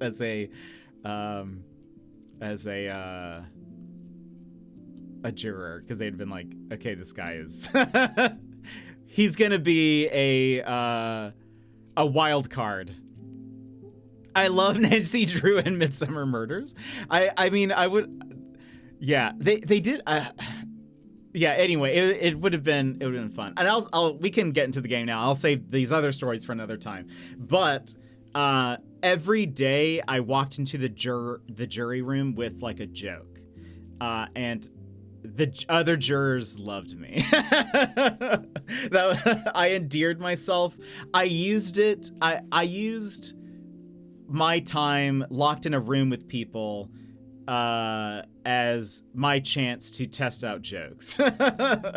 I think that's where Tap and I think that was the first time Tapicado, Tap, brought up me practicing my tight five, which is like a 5-minute like comedian set. I was like, I should have, because they literally can't leave. But anyway, I said a bunch of jokes every day. It's very fun. Yeah, basically they all loved me. Anyway, we were playing a game. Do you guys remember that? Where we left off, we just met Hephaestus. Oh, it's locked again. Hold on. Yesterday did this. I wonder, interesting enough, it did this also going from the menu back into the game. So hold on. Oh, there we go. Anyways, those are my jury duty stories. Needless to say, if I could serve in a jury again, I would. I enjoyed it. I also am curious, because I remember they asked people, when they were questioning us, if they had served on a jury, they asked the person, were you the foreman? And I wonder what that affects. Like, do they prefer a foreman to be on a jury again? Or do they not want a foreman to be on the jury again? Because they also, so another person in our group was a foreman. And they asked them, did you guys vote guilty? And he said yes. And so like, I wonder what that affects. Like, because I could kind of see it going either way.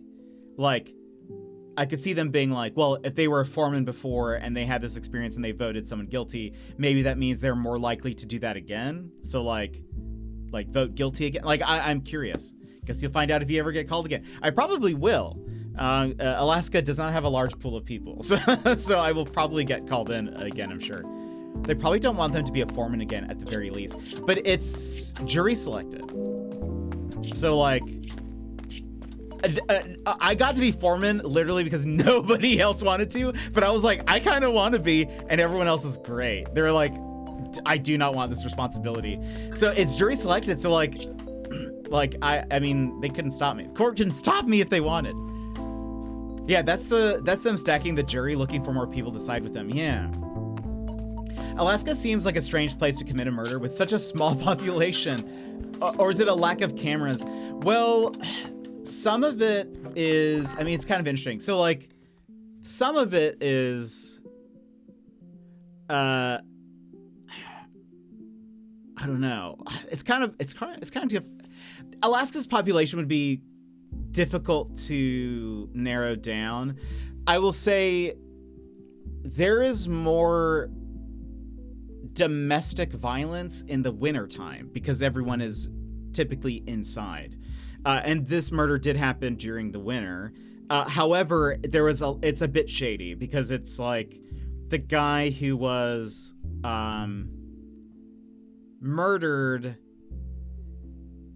he was older and a bit over trusting and was very lonely, and so he would just like, he would basically find other people who were like, who needed a place, who were also kind of lonely, and then he would just let them stay at his house. And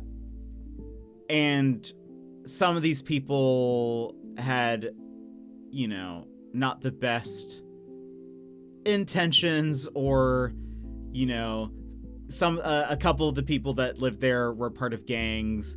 Some of them were either like, you know, on drugs at the time, or, you know, had weapons with them or whatever. And he just did not have control over his home.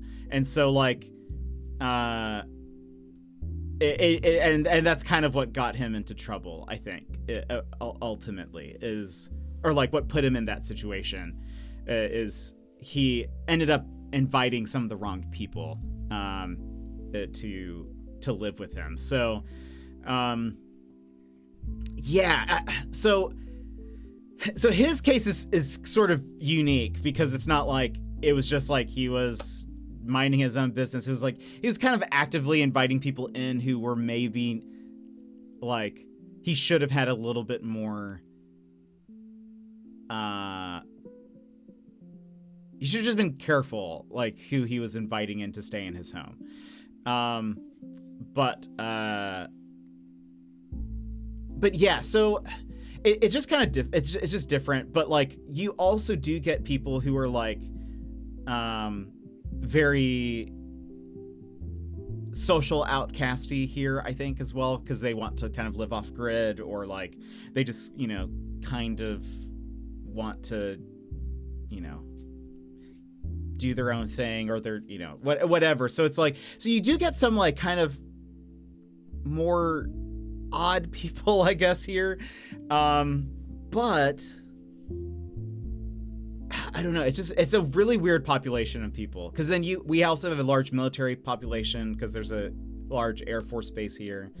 So we get a lot of people from out of state who are just here temporarily. You get a lot of people who are like outdoorsy hikers. granola people, if you know what I mean. You kind of get that as well. So like, and those people are probably fine. They're probably okay. It's a very weird mix of people. There's actually, I find very few people who who currently live in Alaska who are from Alaska. Like they were born and raised here and they also still live here. I feel like a lot of them do come back at a certain point because they're just like, there's no place like Alaska. Yeah, so it's I don't know. It is pretty weird, but yeah, it's probably harder to get away with it because it is such a small population. So I don't know. Most people, it feels like people are connected, you know, or I don't know. They pay all way better too. New Jersey is cheap. Well, our cost of living is much higher. Like things just cost so much more. I think I actually saw someone posted a chart of grocery prices in the U.S. Alaska has the highest, but that's not just because grocery prices are high, but also because they have to get shipped here mostly because we don't have like lots of farms, you know. So a lot of it's, you know, whatever. Look at us, we are getting closer. By the way, we're actually. I said this yesterday because it went up yesterday. Thank you, Raph. Not too far from 3,000, which is kind of wild. At home and drinking. There is also a lot of drinking here as well, so that probably helps. Alaska is close to living off the grid while still living on the grid. Yes, I would say so. And especially like Anchorage is the biggest city, but it is very small in comparison to, you know, big cities. There are people who live out in the valley, which is north of Anchorage, and that's sort of your like people who want to have more land, and some of them maybe are like off grid, but there's a lot of people who are very wealthy who live up there and have like large plots of land, and they just commute to Anchorage every day. Yes, there's the valley, but then sort of beyond that, I mean, yes, we have other cities like Juneau and Fairbanks, but there are a lot of people who just have like, you know, cabins and just want to live off the land and you know, whatever. So we do get some, I mean, there are some off-grid people, but Anchorage, I feel like does feel fairly off-grid. There are so many like restaurant chains that we don't have up here that I miss. So, or like store chains that we don't have. So I don't know. It's just weird. But supposedly, I will say this, and interestingly, apparently the population of Alaska is declining, while the people coming in are also declining. So Alaska might be in trouble very, very soon. Where am I from? Has it always? No, I've not always been in Alaska. I moved here almost 14 years ago now. I think this year was the 13th.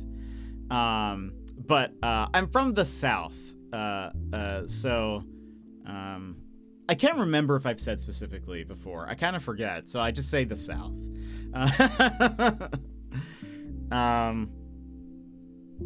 So the southern states in America. That's fair, but I wouldn't have been able to afford a Steam Deck with jury payment. Oh, right. That's what you meant. I thought you meant like in general, like our pay is higher here. Because I did get paid for jury duty, and that's actually how I bought my Steam Deck. I used my jury duty money for that. But I was also on jury duty for like weeks though, so that was not fun. So yeah. I think the population for America as a whole is declining, right? Like there aren't enough babies being made, so really America needs more immigrants. That might be true. I don't actually know, but what constitutes the South? Texas, Cali? That is a fair question. The South, I think most are in agreement. It's Texas and then east from Texas. I grew up being taught that Texas was west, was Western U.S. But that is Texans would disagree. They would say they are in the South. So that at least tells you I'm not from Texas. But yeah, for whatever, like I remember in elementary school, like in our textbooks, Texas is always considered like a Western state, or the West. But knowing Texans now, they would be upset at that implication, I think. They'd be like, we are the South. Texas, Louisiana, Alabama, Georgia, Florida, Tennessee, South Carolina. Like, wait a minute. What other states? Arkansas. Well, that's where it gets hazy. Arkansas, that would be considered the South, right? Or is that Midwest? I don't know. It's a bit hazy in some of those states. But yeah, Tennessee, South Carolina. Is North Carolina considered the South, or is that now the East? I don't know. I've heard the same. Mine and the following generation aren't having as many or any kids. In this economy, I know, right? Yeah, I'm trying to... We're gonna see what happens. All I'm saying, I'm gonna say it. If I could somehow move to Australia, I will. I don't know how. I don't know how that's gonna be possible. I don't know. I don't think it's gonna be possible. But if it happens, it happens, and I'm gonna try to make it happen. Without knowing what a map of America looks like, New Mexico is no. They would be. There's definitely like a west. They are the West, along with Arizona. Yeah, they're like very deserty. They're also when I think of New Mexico, I think of aliens because there's Roswell, New Mexico, which is like the capital of aliens or something. I don't know. Adopted my. Are we talking about actual children? Fair. I barely have the patience for the 60 to 70 kids I deal with on a daily basis. I have zero desires to deal with more on my off work hours. I don't blame you. You're throwing me off with the dog emote. Yes. Yeah. Yeah, Ralphie. Yeah. That would be wild if Daz is like, no, I actually have a child. I just never talk about them. I've just never, mentioned them on stream, but I did adopt a child. It'd be a twist. That's what I was thinking. Yeah, it's just like, that's like, yeah, I have a kid. Hey, very cool. It would be very cool. Adoption is very cool. If you wanna make me cry, show me an adoption video. Best dad if that's the case. Keep them off the internet. Actually, true though. I would applaud that. That is very good behavior. I can't afford a house. Like heck, I'd want an actual human child. Expensive, very expensive.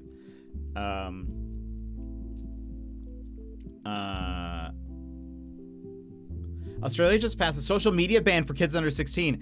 I heard that. I'm for it. I mean, I have no idea how they plan to implement that. That's a very good question. Yeah, I don't know how they would do that. But honestly, like, I don't disagree. Social media is terrible for adults. Like, I can't imagine. Like, I honestly feel like it probably does damage, whether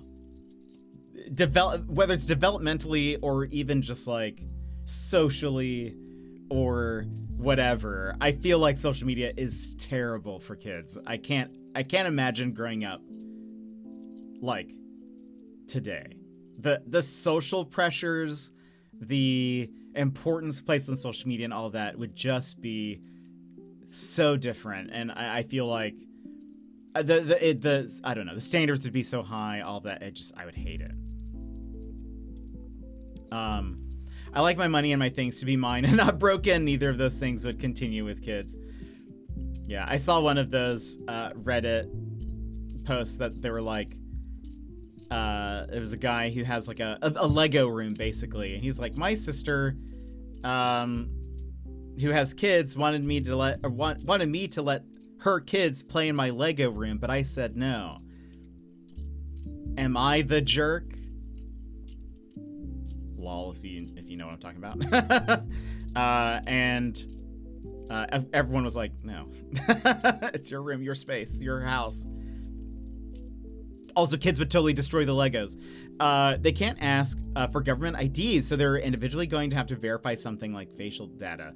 Trusting Facebook, etc., with more of our stuff is just wild. Actually true. Which also means it's going to get bypassed easily. The government didn't think it through. I'm not necessarily against the ban, but certainly not this way. Yeah, I suppose it depends on how they implement that. Personally, I think companies should just do way better to moderate text images that are being sent. That is also true.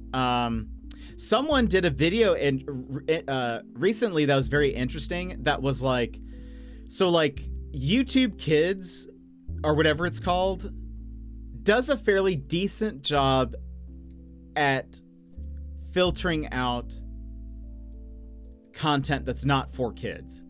Yes, there are a few things to get through, and yes, there's also a lot of weird things on YouTube Kids that are kind of like questionable. But for the most part, YouTube Kids, like, fairly safe. On the other hand, TikTok has a, like, kids app. Or, like, maybe it's like a family-friendly setting or something like that. Shady, welcome in. How are you? However, their settings are, like, not accurate at all. And you can actually find a lot of content that is very clearly adult. Or even like pornographic to an extent that still get filtered in through to like the kids filters and all that stuff. And it's sort of and so like I feel like that's why, like, I can kind of understand at least maybe the intention behind a bill like that or whatever, because it's like it's really difficult to, I think, filter out everything. And also, again, I think even just the idea of, like, I don't know. I would say if they, if you do allow kids on social media, it would almost have to be like read only. Like they are not allowed to post anything or whatever, which would kind of defeat the purpose maybe. But it would also, like, I would say you need to hide comments. You need to also hide likes and stuff, because I personally think the like the system of algorithms and also kind of like the liking a post and seeing the numbers of how many people like something, and that meaning that prescribing a value to something is dangerous to be teaching that at such an early age, where you're essentially teaching kids, like, how much people like a post of yours or whatever prescribe some value to you. And even though we would say that's not what we're trying to do, I think a lot of they're kids, they're not gonna know. Like they're gonna still probably learn that as a lesson, So I feel like there would need to be, if we do allow kids on, and like, I think something still needs to change. There would need to be some very large system change or expectation of what is allowed and how they interact with things, because I don't know. I feel like it's especially for like younger kids, if they learn,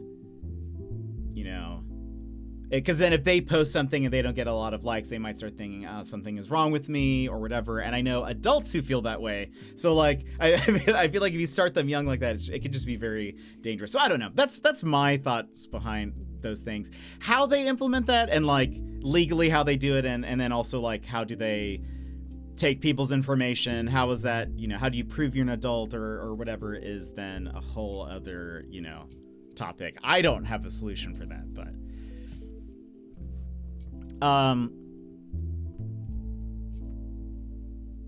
let's see. I think I read Yeah, they should moderate text images. I don't know, some of my favorite moments is when I see my Facebook on this day and the cringy statuses I posted as a 13-year-old. I could not imagine that, and I am so glad that I did not have Facebook at that point. Because I would not want to see that. I said dumb things. And frankly, I am too cringe already. I do not want to remember the cringy things that I said and did back then.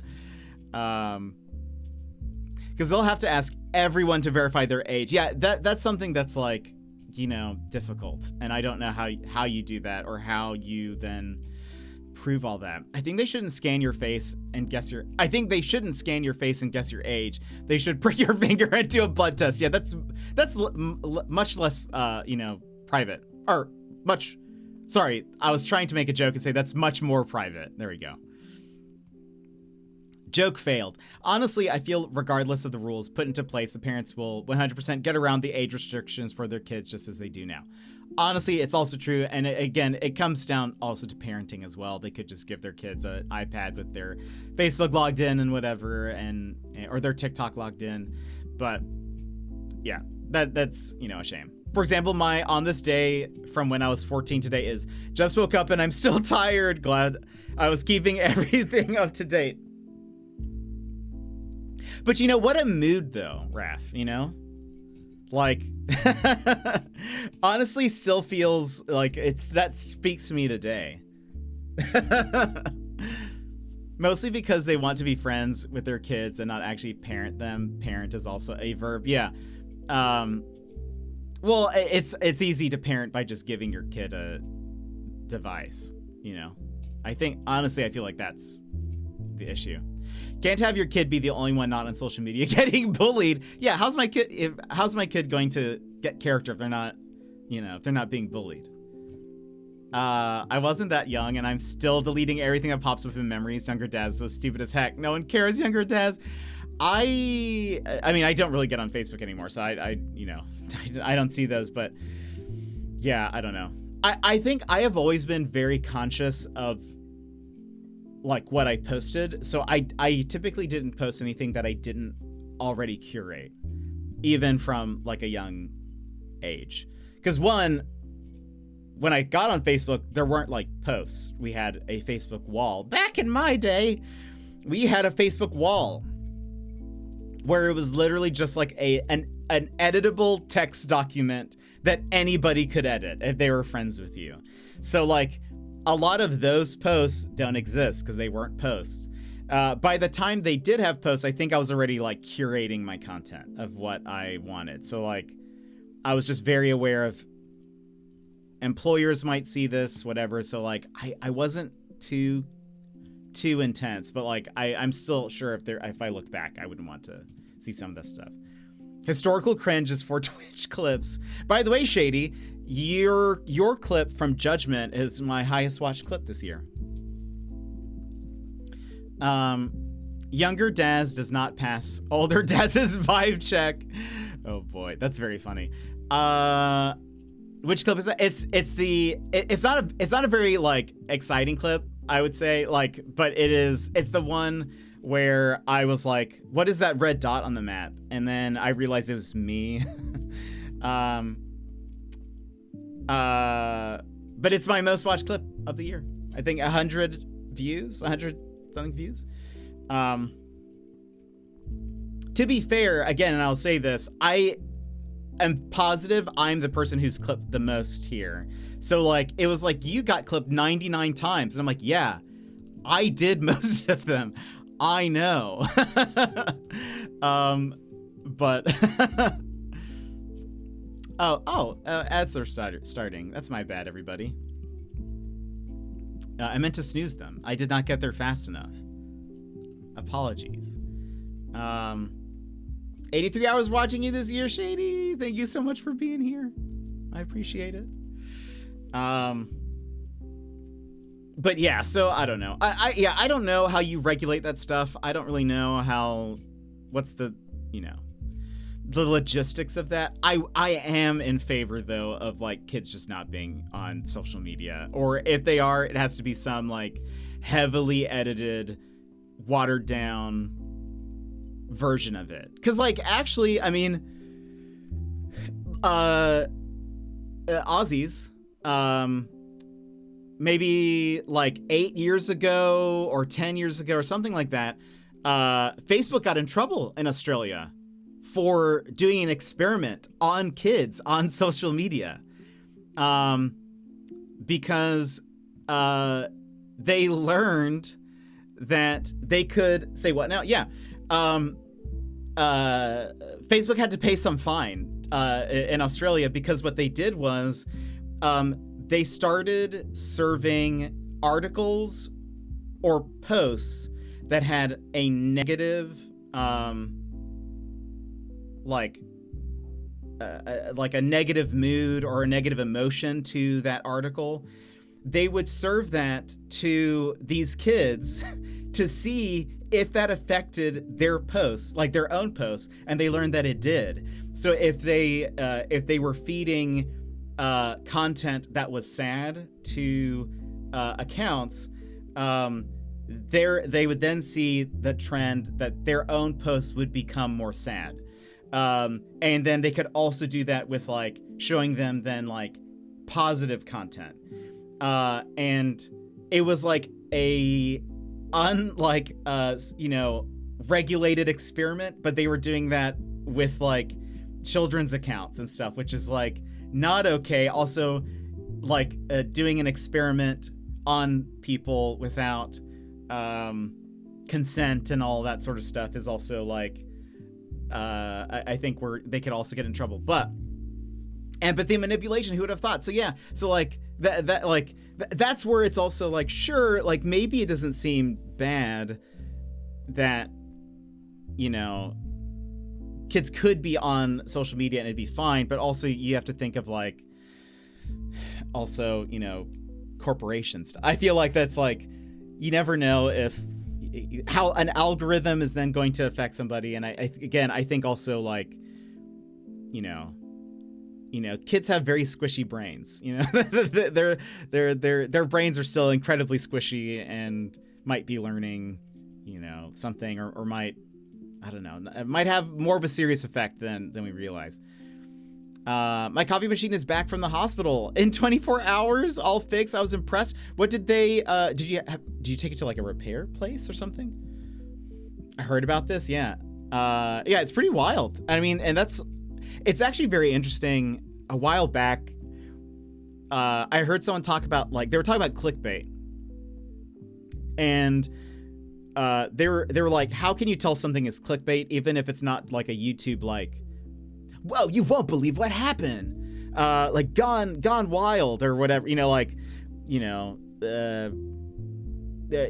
like even if it's not that extreme, they're like, how can you tell if like a title is like more clickbaity? And one of the things that that this person pointed out, which I think is very true, which is they said, if you read a title of something and it's telling you how you should feel about it, that should fall under clickbait almost, like or at the very least it is emotional manipulation, because it works, because then you can sometimes already be outraged just by a title without actually like watching the video or reading the article or whatever. So like sometimes I feel like I am hyper aware now of when I see something like that, because it's like I'll read, I'll be like, you're trying to make me feel like a certain way about this, and I don't like it. Yeah, repair place. The grinder switch had died. But so it was just the like bean grinder. It wasn't like the actual like coffee making thing part of it. They spent all that money to perform an illegal experiment that teachers all over the world would have been able to tell them the results of without doing anything. Yeah, but Facebook wants to experiment. Even adults do. Isn't Turnip still being investigated for their campaign ads on Facebook? Yeah, well, and that's the thing is like, yeah, I mean, like, I think adults are very susceptible to those exact same things as well. I think that's why I feel like, you know, we have to be even more careful with like kids, because if adults should like, and again, going back to like what I was saying about like likes and comments and your value being prescribed to you based on numbers, and you know, a lot of everything is a numbers game. How well are your posts performing? How well are your streams performing? Whatever. Like I think it's very easy even as an adult to fall into the like, well, okay, like you know, value being prescribed by numbers, or even if it's for a split second, you know, like it's still easy to do that. But so like for a kid who like as an adult, you would think adults should be able to like logically and like unemotionally separate themselves from that and just kind of be like, well, right, no, it's fine, like, you know, it's just a number or whatever. But still, we all have trouble with it. So like I can't imagine like a kid who doesn't have the experience and doesn't have maybe a good foundation or whatever for their mental health and all that kind of stuff could be very, you know, damaging. I think especially also like, I think expectations are a lot different now. Like I imagine, I can't imagine what a high school dance looks like compared to like my high school dances, considering like the age of TikTok and dance trends and videos and people doing that. I'm sure high school dances are basically just like people doing meme dances or what was popular, or if like a song plays, everyone kind of doing that dance or something. Whereas like we had the Macarena and it was like the expectations for your dancing, like, yes, you'd be pointing out if you're a good dancer or bad dancer, but the expectations for that are like, we're back then much less, but I feel like now also the expectations of like, I don't know, even more so, you know, I don't know, that kind of stuff. I feel like also it's wild to me. I forget who I was talking to, but they were like, yeah, they're like they were in high school with somebody that while they were in high school, that person was like, had a huge internet following and was like essentially an influencer, even though they were still like a junior in high school. And I'm like, that blows my mind and like disgusts me also simultaneously. Don't come at me like that. No, Daz, I'm not trying to single you out. It's a all-in-one espresso machine, so the grinder and coffee maker are combined. Oh, we love that. I have a separate one. I feel like it does not grind the beans super well. I should get a nicer one at some point, but like it works. But I feel like it could be like finer, or like the quality of it could be better. But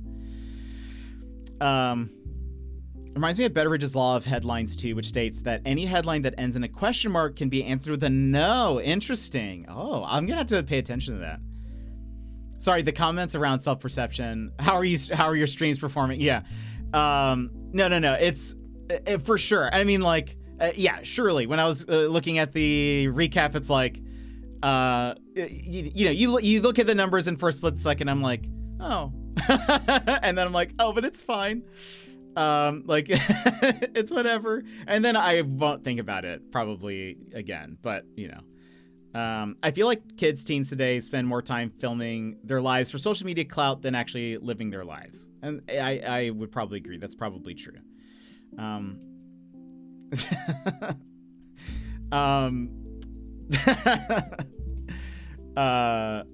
Yeah, that's probably true. Also, I just got a friend request from an art bot. Lovely.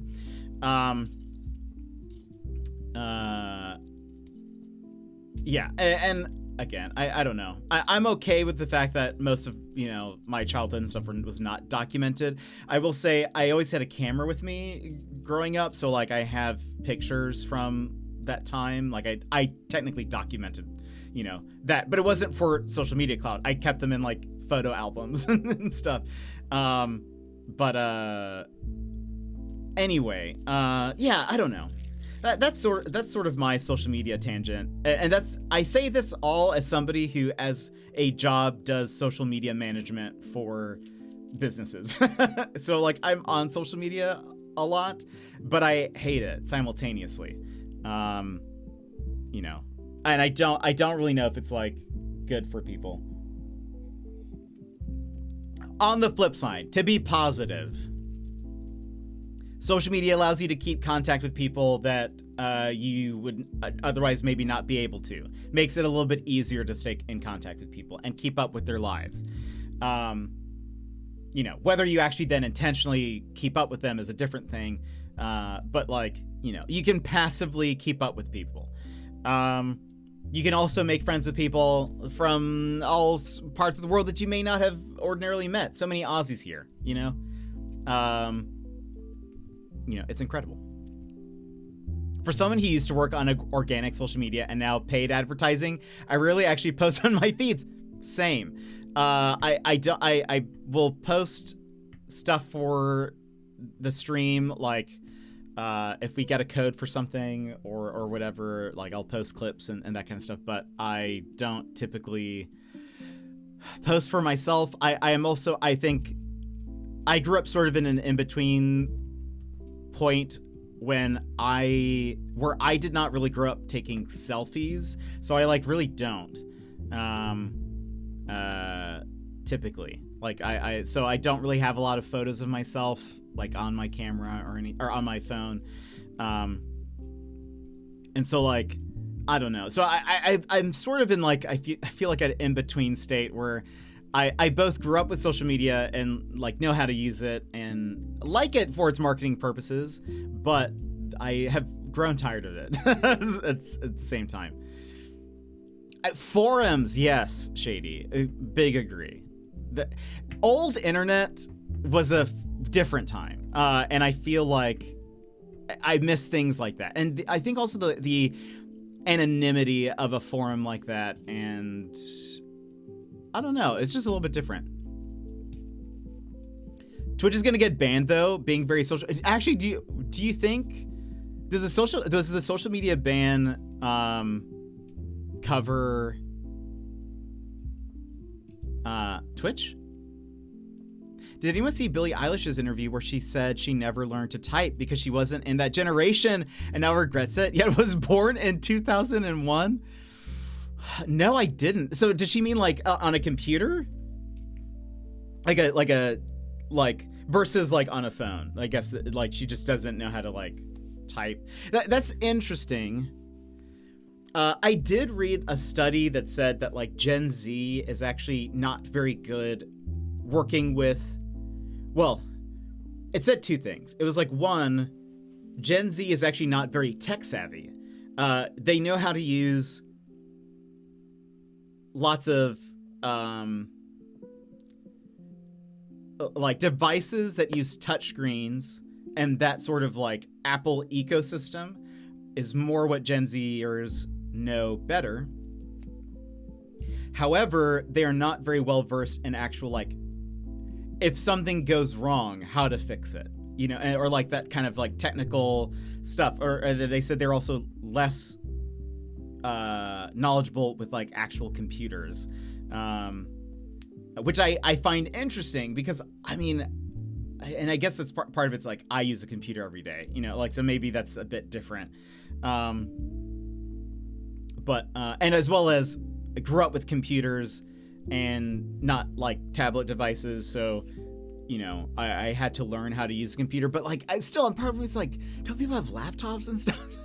Like, aren't people still using computers for things? Like when you type a paper, surely you're not typing it on your phone, right? Like that would just be a nightmare. Granted, I know Billie Eilish is not typing that papers, but still. Twitch is out. Roblox is even out. Minecraft isn't. Oh wow, that'll be wild. I wonder if like Twitch viewership will drop a little bit because the kids aren't watching from Australia. I'd imagine they're still like, I mean, I know it's, you know, one country, but I would still imagine there's still a sizable portion of you know, teens and kids in Australia that are, you know, watching Twitch. So, yeah, on a computer's what she's talking about, but I literally had computer classes in school where we learned to type. Yeah. Well, she went to school. She was like homeschooled. So like that part of it seems like that's her parents' fault, right?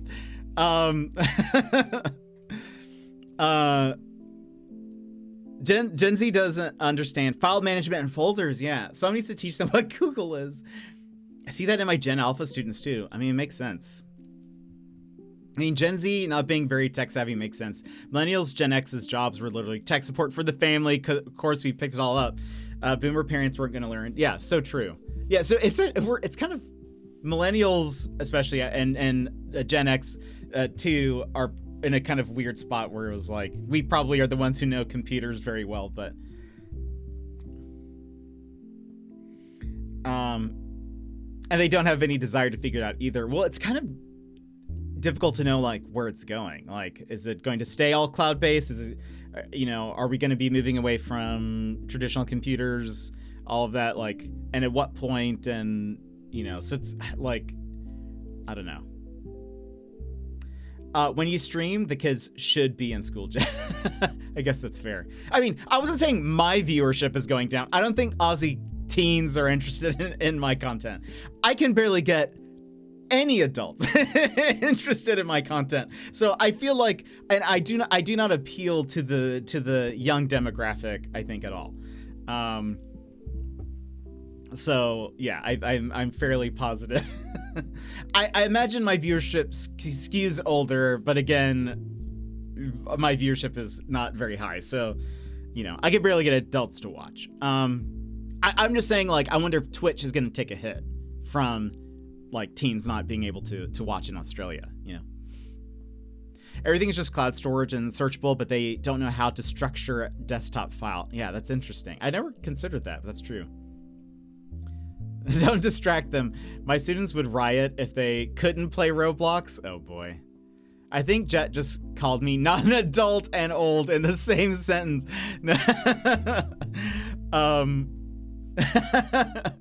I just mean like I think I was making more of a joke that I have a hard time getting anybody to watch the stream in general, but then even more so, like I think if I looked at my viewer stats, I can't imagine. I don't have the personality that I think a lot of like high schoolers would find interesting to watch at all. Welcome in, DV. Welcome back. How are you?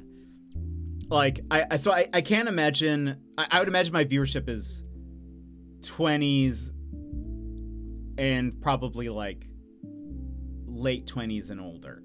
I would imagine. You know, that's probably where it falls. In a general sense, I know. Yeah, I feel like it's more like that. I don't really have that interesting and like hype of a personality, so like I don't think, you know. I feel like people would be bored. I feel like some adults here are bored sometimes, so I don't know. You know. And you're always taking the mickey, Daz. I say in my very American accent. I mean, if something were to go wrong with their computer, they just scream at it and slam it on a desk a few times rather than trying to solve the actual problem. They are just reincarnated boomers. Oh no. If you want more kids, play Fortnite. I guess that's fair. I suppose that's also true. I don't really play things that kids are watching, I guess. Daz, this is a Macca's. Oh, that's great. I'm gonna start saying that to my Aussie friends instead of this is a Wendy's. How can kids be bored with the ventriloquist show? I'm still waiting for them to release to re-release the Potu puppet.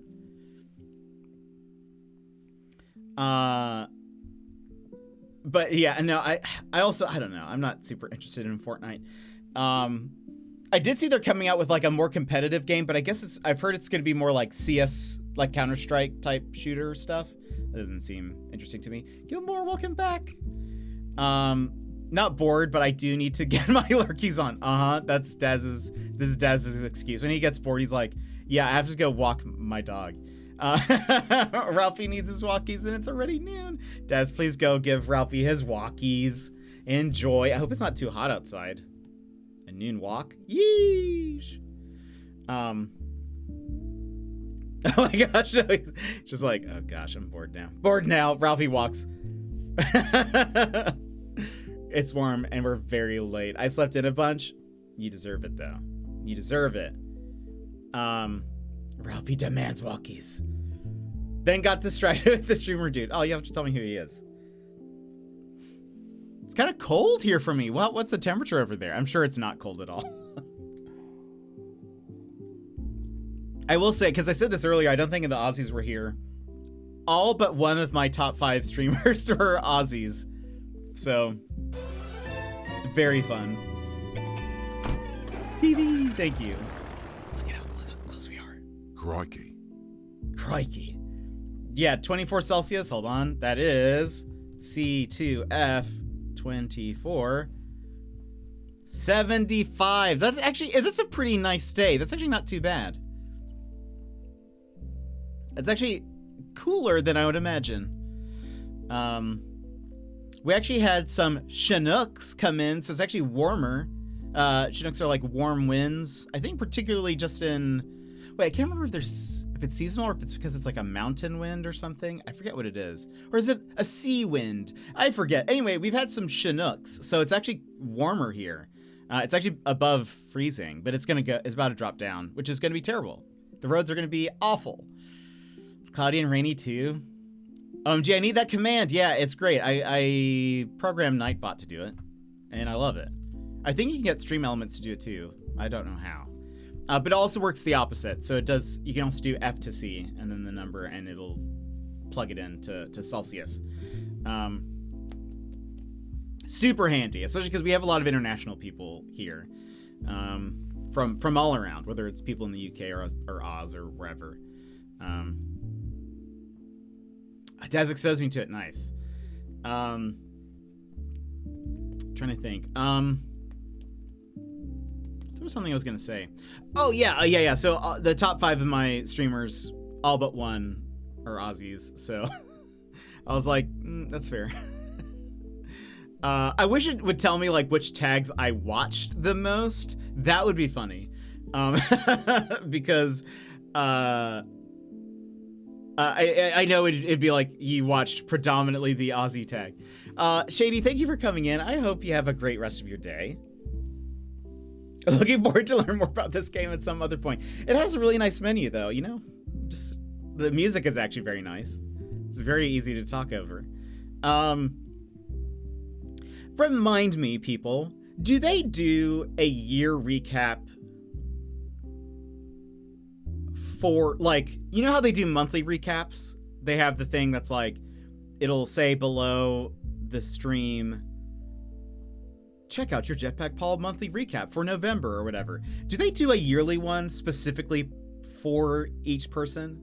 So like, will you get a yearly one for me? Like, is there a button that shows up? Or will it just be December again? I can't remember if they do that. I think this is that. Okay. So it's the general. That would be cool. Yeah, I was thinking that too. Because I know they do the monthly ones, like they'll say, you know. Because, I don't know. I'd like to know. I think it's just December in this one. Alrighty, that's fair. I wish they did a year one per streamer as well. So like, if you wanted to know all of your stats for just one streamer, that's there. Because they give you stats for your like top viewed streamer, but I would like to know, you know, for everybody. We should petition it. I would be down for it. Also, side note, they are testing out a thing for Twitch. Apparently only like 2% of viewers are seeing this. It's pretty small, but they are changing, they're doing a layout change where the title of your stream, your title tags are actually above the video player, which some people are actually like, why would they change that? I actually think that makes sense to me because I feel like nobody looks at the title or your tags. So if they're actually up at the top and that's the first thing they see, they'll be able to know what's going on. And I think that's actually a good move. The one thing that I don't like that they're adjusting with this that seems weird is they're also moving up your viewer count, your follow button and subscribe button are also going to be at the top. And I think that feels weird for some reason. I think it's just because I'm so used to seeing it below stream, but maybe I would adjust to that. But I like the idea of your title and your tags being above your stream. I think it makes sense. Brad, welcome in, Brad. How are you? Looking forward to my stream year in review. That would be awesome. I feel like that I would be interested in all of that. That info seems interesting to me because, yeah, I don't know. I'd like to go to just, you know, a streamer that I watch and then just look at what I did, even if they weren't in my top 5 or whatever. I do like that the recap has the top 3 stream tags. Mine were not helpful. What were your top 3? Wait. Oh, Steam year in review. Yes, sorry. Steam, stream, I get those mixed up in my head. I sometimes say Stream Deck when I mean Steam Deck and whatever. English, Cammon? What is that? What is that? And Aussie? Okay, now we're leaving. Oh, Cam on. I was like, Cammon? What does that mean? Yeah, one of mine was English as well. I was like, wait a minute, that's like, it's a default one. Why are you showing me that? Dazzler, you're dazzling. They must always do the language. English, VTuber, and cat. Oh, that's amazing. Oh, I love that. It fits you well. The old razzle dazzle. Please tell me you've used that since then.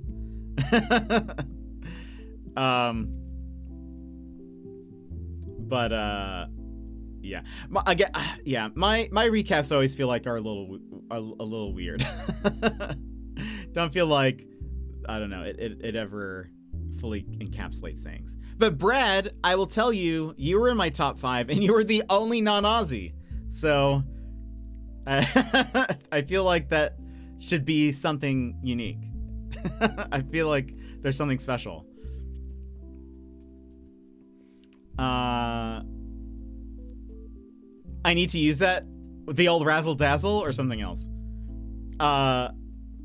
Not me personally, but chat uses it all the time now. Brett is doing it. Thanks, pal. Always good to meet a fan. Oh my gosh. Unbelievable. It's already gone to his head. But anyway, so really, I'd like to watch exotic people, you know, Australians and Canadians. Catch you on the flippy flip. Lurk for a few. Thank you, Brad. Baz, welcome in. How are you doing? Work lurk. Thank you for the work lurk. I appreciate it. But yeah, I guess I like to watch exotic streamers. Aussies, Canadians. This is as exotic as you can get. Anything else? Don't think so. Can't think. Raph, are you streaming tonight?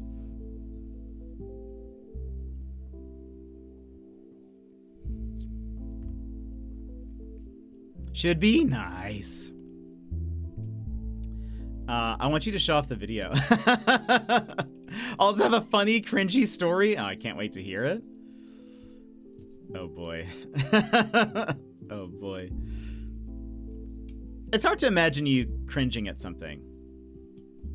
I feel like you're so go with the flowy. I had my one-on-one with the big boss at work yesterday. Uh-oh. How did it go? That seems... can go either way.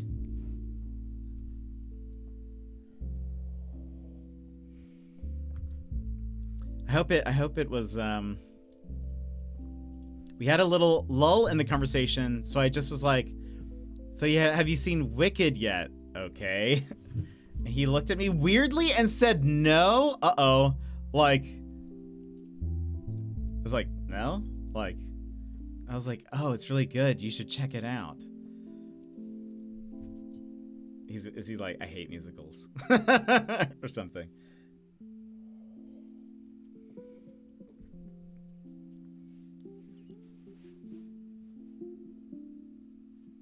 You should tell him to watch High School Musical next. I didn't clock until after that he's gay and might have thought I was saying it because of that. Oh no. When really I just liked Wicked a lot. Oh no. Ref. Okay. I can see where the funny cringy part comes in. Oh man. Oh, Raph. That's very funny. You're gonna get in trouble. You're gonna get a call from HR, Raph. You're gonna be brought in. He must have just thought I was stereotyping, but I just liked Wicked. You need to now overcompensate. You should now like, you know, listen to music on your computer and it's the Wicked soundtrack, and then have your headphones disconnect. And so that way he hears that it's Wicked, and then you can be like, oops, my headphones. Sorry, everybody. But then that way he knows that you were being, like, serious. Just blast the soundtrack 24/7. Yeah, the way you're fully covered. You won't know, or he'll understand what you meant now. Not that, yeah. You're not trying to cover anything because you weren't being malicious. So you're just being more honest now. By setting up situations where you can be listening to musicals. The perfect crime. Defying Gravity from Wicked is unironically something I play daily. I don't think I've heard that one. What is the most famous song from that? I feel like Wicked songs. Popular. I haven't seen the stage play, so I'm unsure. Oh! Yeah, I think so. Have you played the game today? I think you were here when I learned before. I moved a few feet, and that's it. It's a pretty good song. I get that one in Popular stuck in my head all the time. You wants to watch Wicked? Do it. For a birthday? Is it a birthday thing? That's probably the one. I think I've maybe heard that. And again, I like Kristen Chenoweth. She's great. But I don't know. I've never seen it.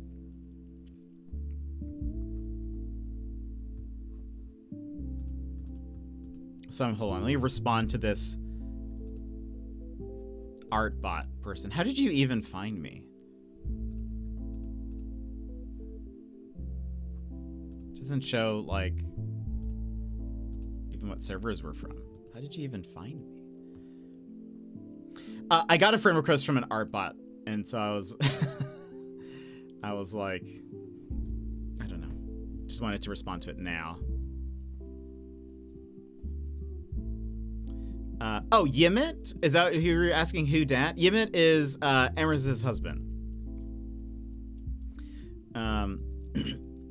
You gonna be popular, just not popular as me. Is that the lyrics?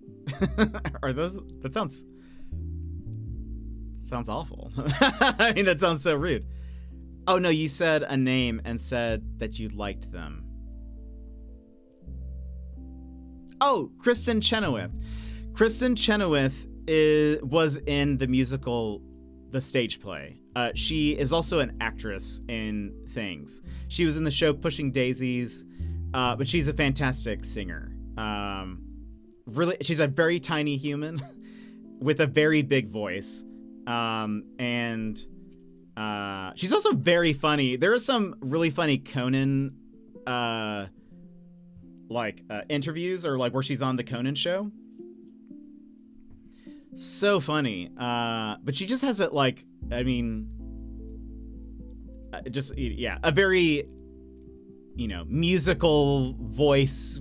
She can sing very loud and nice, and but she is the original Galinda in Wicked. Yes. I'm trying to think. I wonder what other stuff has she been in that's like not Kristen Chenoweth.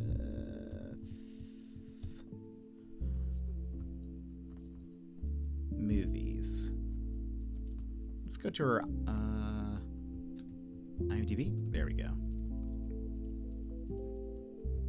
What is she known for?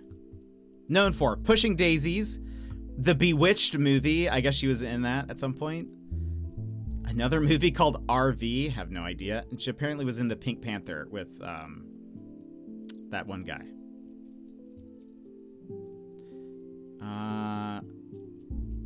Apparently she is in a show called Schmigadoon. I've never heard of it.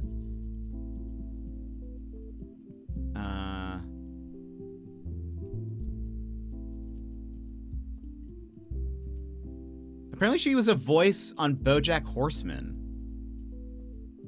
Vanessa Gecko, the Knickerbocker receptionist, and Miss Teachbot.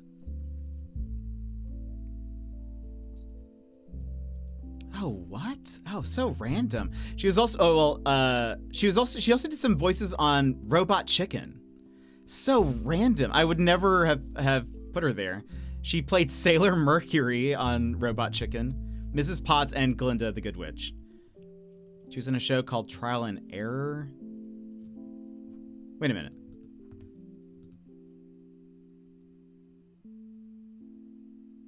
I watched this show. This is a very funny show. Yeah. Wait, is this the show that I watched? Yes. Trial and Error, the first season was very good, and I forgot she was in it. But yeah, I don't think a lot of people have seen it. It's very good though. Welcome back, DB. How are the doggos? Adele Dazeem is her opposite as Alfida. Anybody get that reference?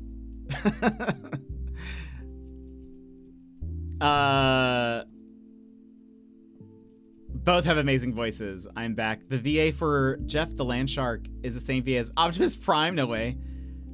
OMG, lol, not Adele Dazeem. Does everyone know what I'm talking about?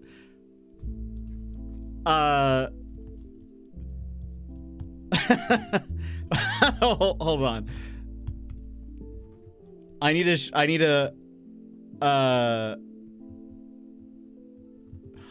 find the clip. Yes.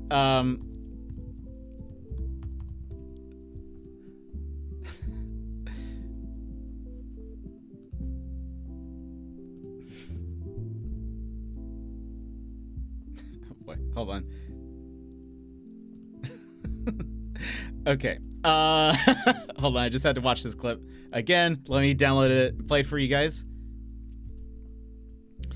Download YouTube. Adina wears that as a badge of honor. She should. I mean, it's very funny as just a weird flub.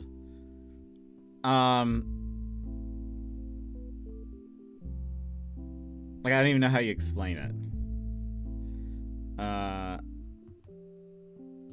This is a 360p video, so prepare yourself for many pixels. So many pixels. You recommended Delicious in Dungeon to a coworker today? Oh, nice. Do you think they're gonna like it? So, hold on. I'm gonna pause this. Apologies if that's loud.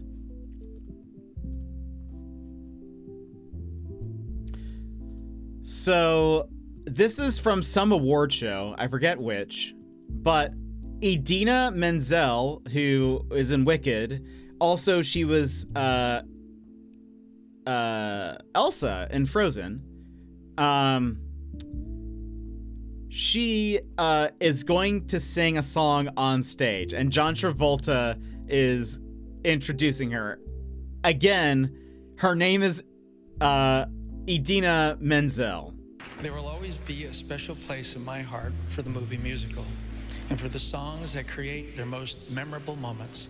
Here to perform the Oscar-nominated, gorgeously empowering song, Let It Go, from the Oscar-winning animated movie Frozen, please welcome the wickedly talented one and only Adele Dazeem.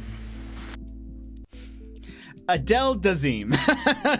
And I don't know where that came from, but it was a hum moment where it's like, her name doesn't even really look like that. I mean, it does have a D in it, I guess, but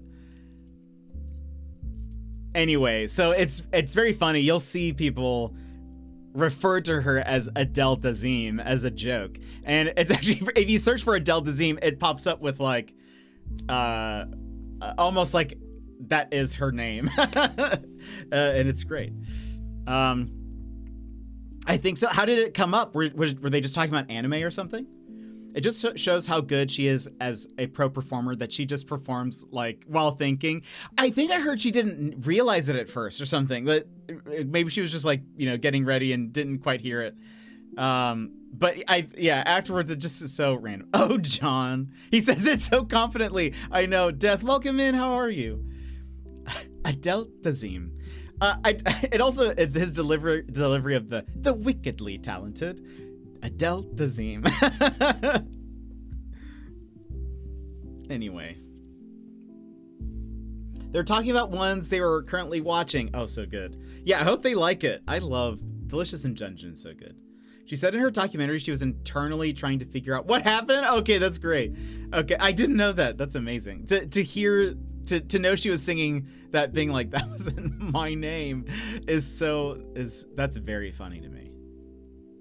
That is incredibly funny. I'm glad she has good humor about it too.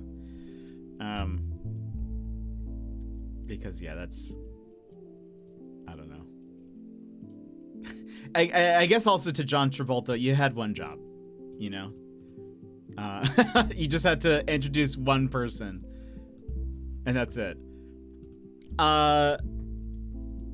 She literally had to let it go. She did. Goodness. How are you? I'm doing good. We are, I was gonna say we're playing a game. We have been sitting here on the menu for a long time, just chatting. We'll actually, we should actually play a little bit of it. Hold on, winter ads.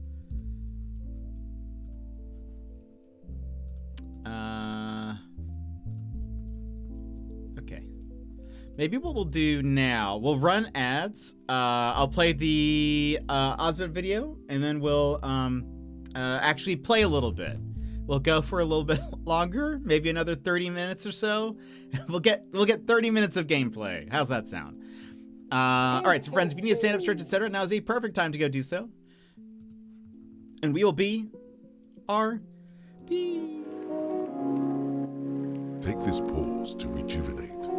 Stand, stretch, hydrate. We will be back in just a few moments.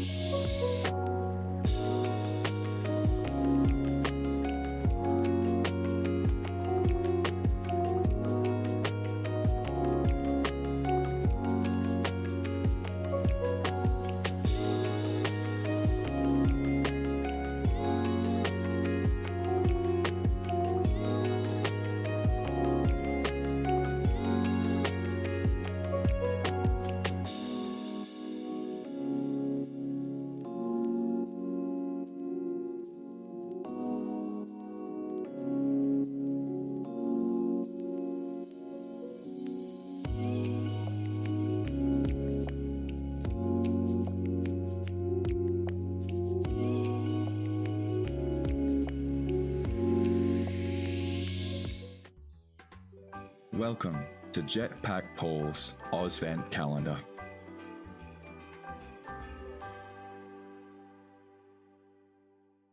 Good day, and let's jingle all the way. I'm Jetpack Paul, your field agent on this merry mission to spotlight some of the best Aussie streamers Twitch has to offer. But before we see who's next, let me brief you on an upcoming objective. On January 3rd, we're going full send with the Aussie Birthday Blast-Off Donathon. It may be my birthday stream, but it's my shot at making a dream come true. With your support, I'll be able to raise the funds to jump out of the battle bus and drop hot in Australia and meet legends like today's featured streamer. With your help, I'll be able to make a mission impossible become a mission inaudible. So let's team up and make it happen. All right, let's see who's on the front lines of the Ozvent calendar today, and... oh, well, it's official Ross DTD. Let's check him out.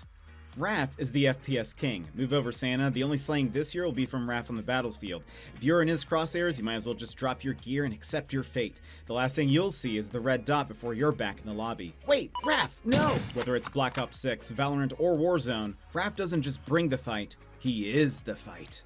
Off the battlefield, Raph's not all intensity and kill streaks. He's got an incredible ability to connect with his community. Whether he's vibing to Spotify tracks, cracking jokes, or donning a luchador mask, Raph makes sure everyone feels like part of the squad. And you never know when Raph will pull a tactical shoey. You can tell by his face he really liked it. But wait, is that the heat from a thermite grenade? No, that's just the warmth of Raph's smile. What really makes Raph stand out is his heart. Whether he's talking with chat, opening packs, or giving shoutouts to his mod Dead Set A-Man, Raph's streams are always about connection. And let's talk about Dead Set for a second, the friendship we're all rooting for. Raph's always inviting him to play games, but let's just say that Dead Set's schedule is busier than Santa's on Christmas Eve. During Raph's TCG Card Shop Simulator phase, Dead Set threw down the gauntlet. If Raph could pull a $5,000 card, Dead Set would finally play a few rounds of Valorant with him. Now I ask you, what is the price of friendship? According to Dead Set, about $5,000. Between you and me, it's their will they won't they that keeps me coming back. So if you're looking for high-stakes gameplay, a wonderful streamer, and a community that feels like a squad, you need to check out Official Ross DTD. Drop him a follow and get in on the action. It's like joining the winning team. And don't forget, the Aussie Birthday Blast-Off Donathon on January 3rd is your chance to help me complete my mission to meet legends like Raph in person. Let's squad up, make it happen, and you know, if we've reached that goal, I'm gonna cry.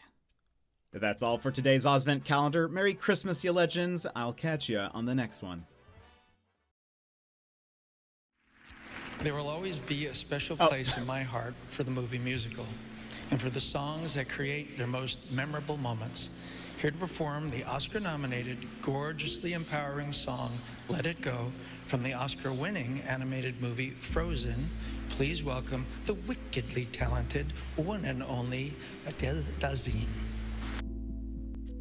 I didn't realize it was going to play again, but I just let it play. Because we needed to see that. It's such an iconic moment. All right, let's actually play some. But welcome back, everybody. Hope you're having a good one. Senshi is what you get when you mix Monster Hunter with Studio Ghibli food. It's so true. Did you watch Delicious in Dungeon Meshi? I love it. It was so good. So we met Hephaestus yesterday. He's a sassy little engineer guy, and he's pretty upset that we're around. So we're gonna befriend this guy. Look, I'm really busy right now. Okay. I believe you, but well, you seem to be the only one. Everyone else seems a lot less focused. What a surprise! I don't think they realize how much island upkeep I do. Did they think everything just fixes itself around here? Oh, what? What is up with this? Thank you. Hold on, let's go over here.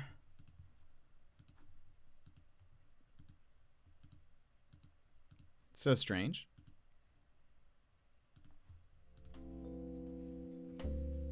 Yeah, that's so odd. Yeah, I can't wait for season 2. Same. That's gonna be so good. I love Senshi. I've got two little Senshis on my desk. Boop. And this one's like sleeping. That's great. It just sits right here. It's too much for one person. I can barely keep the workshop running. Can I ask you about the other islanders? I'd rather you didn't. I'm really busy. I hate to press you, but would it be possible to make something that'll get me home? Oh. Maybe a raft? It would be possible, yes, but not practical. I have too much on my plate already. Well, I wouldn't need it right away. I want to help everyone here first. I'm sure I can come up with something better than a raft. I'll think about it. Thanks. Thank you, Hephaestus. Would you like me to bring you some ambrosia fruit? Not right now. When we know each other better, I'll find something to swap for it. Hephaestus, does everyone on the island have an ambrosia dex? Yes, except for Aura, I should think. They're remarkable things. I've taken mine apart multiple times, but still don't understand how it works. How does it access and record all this information? Beats me. And if you don't know, I guess it really is a mystery.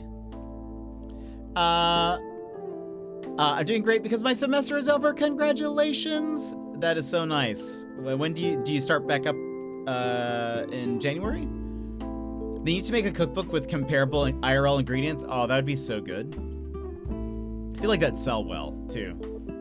I bet there'd be some very nom-nom food. You seem to be a good problem solver. Any idea why things seem so strange on this island? I don't have time to play detective. Have you been to the... No, whatever it is. I don't have time to go exploring. You seem really swamped working here on your own. Are you sure there's nothing I can help with? I have a lot of free time right now. Maybe. My workshop is running at reduced capacity. Issues with the wind turbines. There we go. They're all in need of repair, but I don't have the time. If I leave now, I'll never finish this project. I could fix the wind turbines for you if you show me how. No need. Just use this unhammer. Hit the turbines with it to fix them. I've marked the locations of the wind turbines on your map. Very cool. We can do that. That's so awesome. What are you going to do now that your semester's over? Dryad, Phoenix, and Minotaur seals. Oh. Phoenix seal.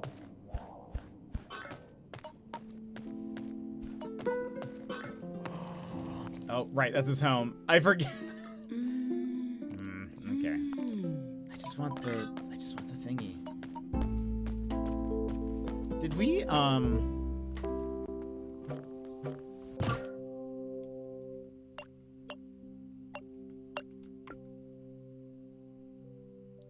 we did not give them the thing. Oh, that's actually fine.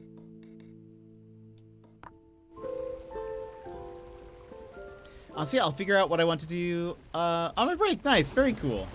I hope you have a good, relaxing time.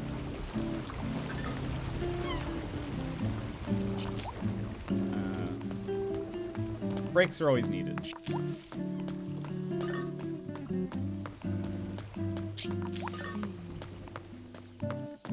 is not the way. Music in this game is very nice.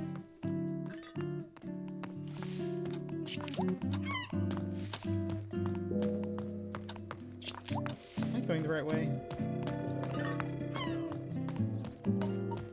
Yeah. Right.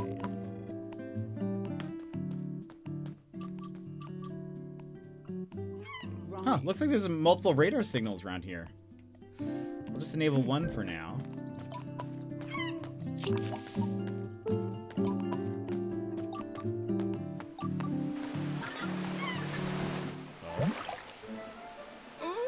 Found something. What is it? A golden bull. Oh.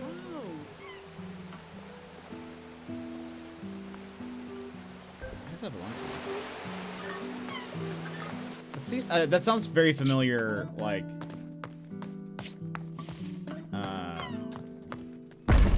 Oh. Kind of scared me a little bit. Yeah. There are new statues from Aphrodite. There we go.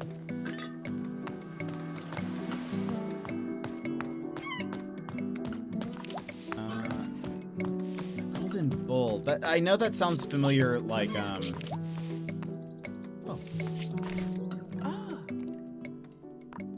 Oh. mythology-wise, but I can't remember whose story deals with the golden bull.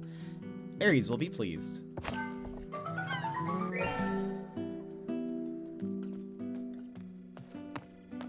they're still asleep.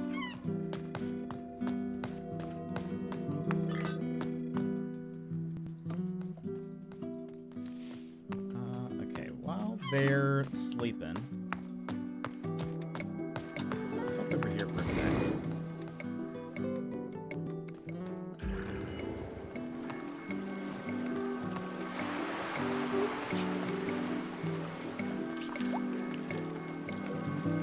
We're back gonna cook lunch, but you're up on the TV. Ooh. I hope you have a good lunch. What's for lunch? Is this where I want to go? I don't think so. I want to go to the left. Hello. Hello.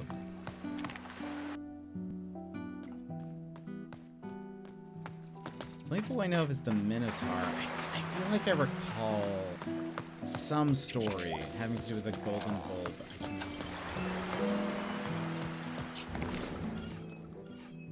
This one, this must be one of the broken wind turbines Hephaestus mentioned. He said it. I should hit it with the unhammer, and somehow that would help. Here we go. What do you know? It is a magic hammer. Yeah. If I do a good job, maybe he'll let me keep it when I leave. So I really thought this would open this, but I guess it doesn't. Dang. I thought I thought maybe the wind turbine would. Actually, hold on.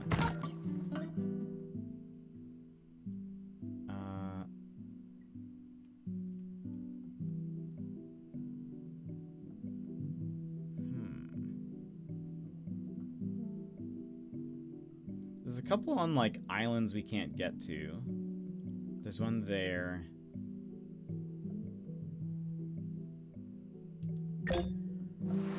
Hi TV people, we're on the TV.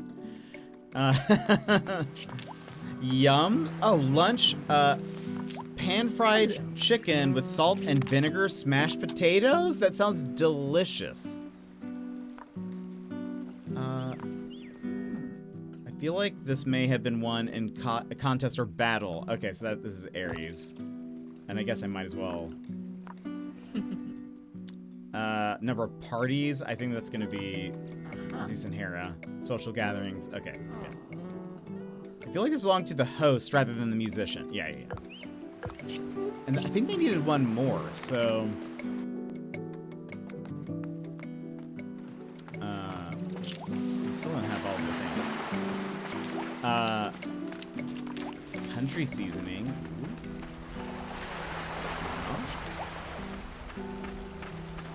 That's very good. For some reason, in the middle of our conversation earlier about, I can't remember if it was social media or something else, I was like, I want pizza.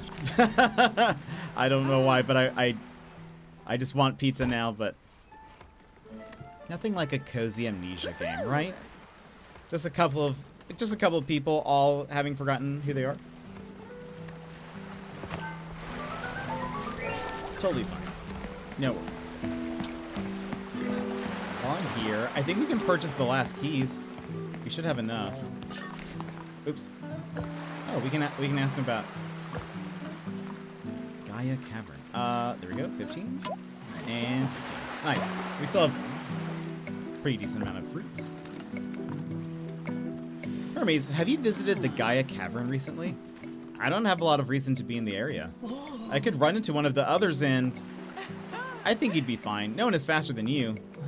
No, if I'm frozen with fear, or not if I'm frozen with fear, can we please stop talking about that place now? Of course, Hermes. I'm sorry. Interesting.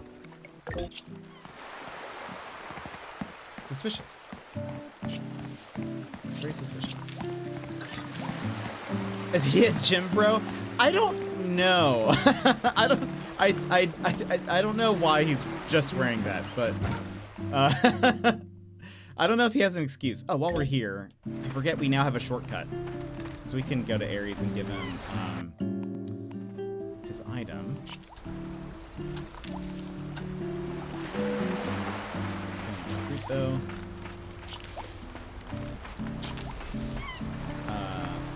Maybe he runs faster that way. He doesn't have a lot holding him back.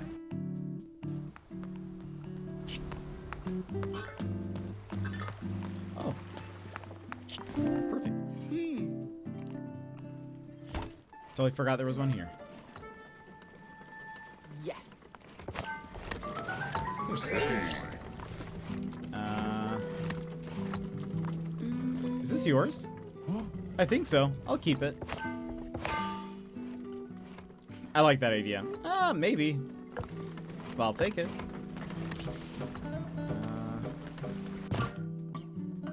There's a windmill there. We can't get to that one. We can get to that one. Oh, and there's one at the start. Done. Actually, you know what we should do? We should open up the door here first.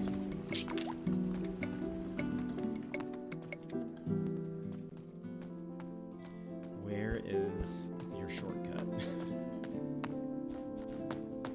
Does he not have one? Hello. Hello. Oh, guess he doesn't.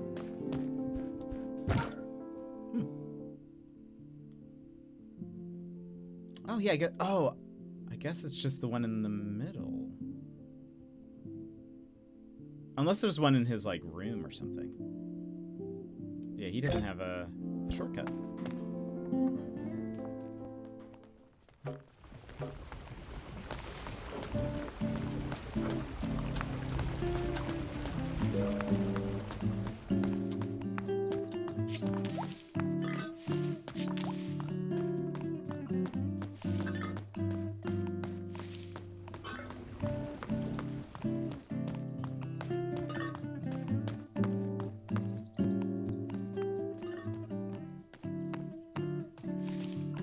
This soundtrack, like this song is such island vibes.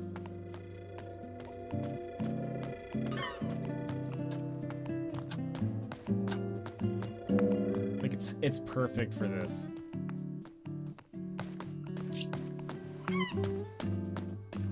Well, they're here. Let me go give these to them.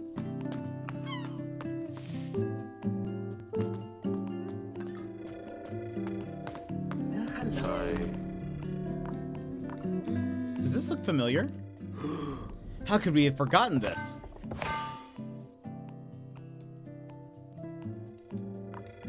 Is this yours? Yes, I'm sure this is ours.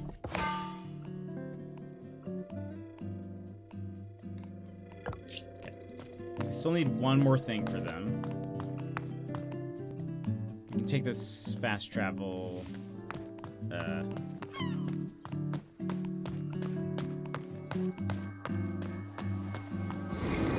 We need to go to the left.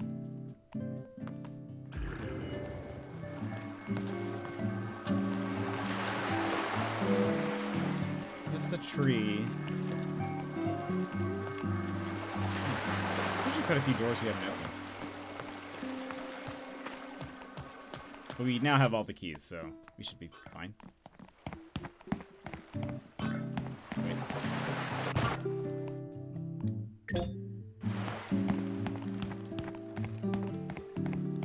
I like the little string lights. They are quite inviting.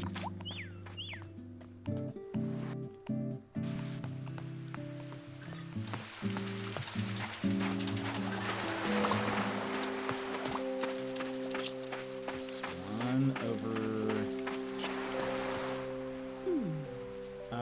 There's a book symbol on this doorway. Let's go ahead and open it. I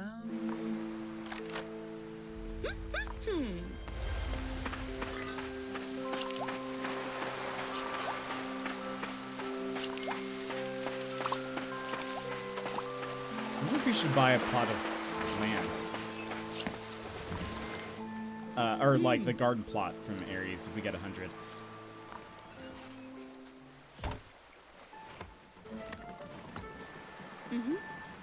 There, it should be generating power now. So there's one more. Oh, we can't get to that one. That's right.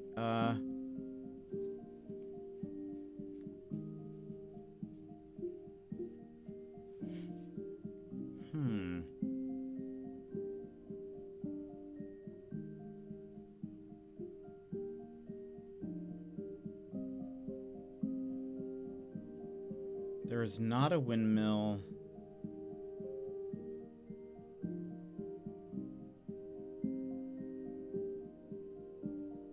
But there is a moss thing that we can go do. Oh. Oh, I know where there's one. It's over by Zeus and Hera.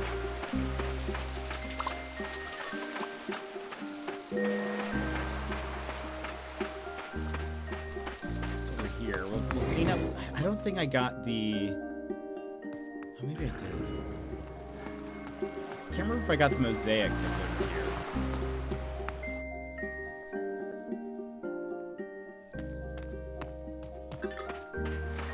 I guess I could have looked on the map.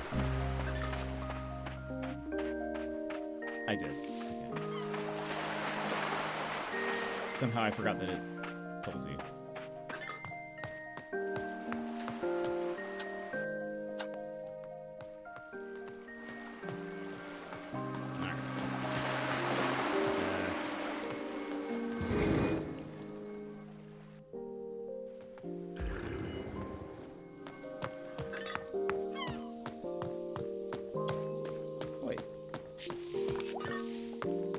Get that one. Why did it look... Oh, there's a broken statue here. Interesting.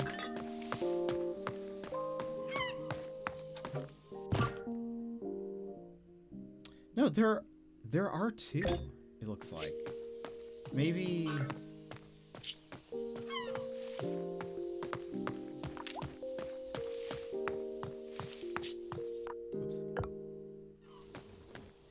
One like so far below, or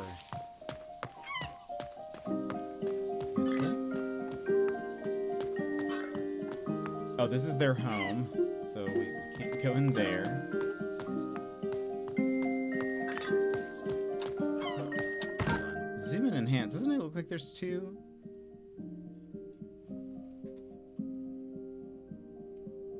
Looks like there's two. Oh no, is that just what they look like?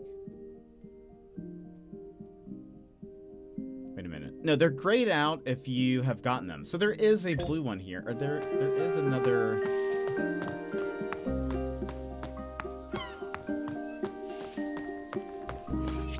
Oh, wait. Did I not fix... Oh, I thought I did fix this one. Oh, I'm dumb. Me, like... I just couldn't see the spinny things. The unhammer isn't glowing anymore. Feels heavy. Okay. You fix enough turbines for now. Come to the workshop. It's important. Yay.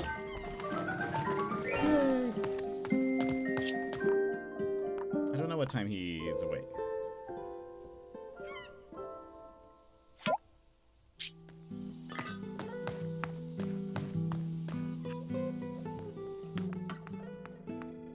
No items to give anyone right now.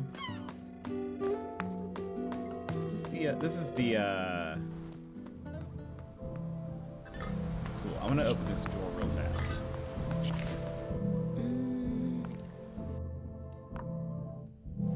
Woohoo! Okay. Perfect.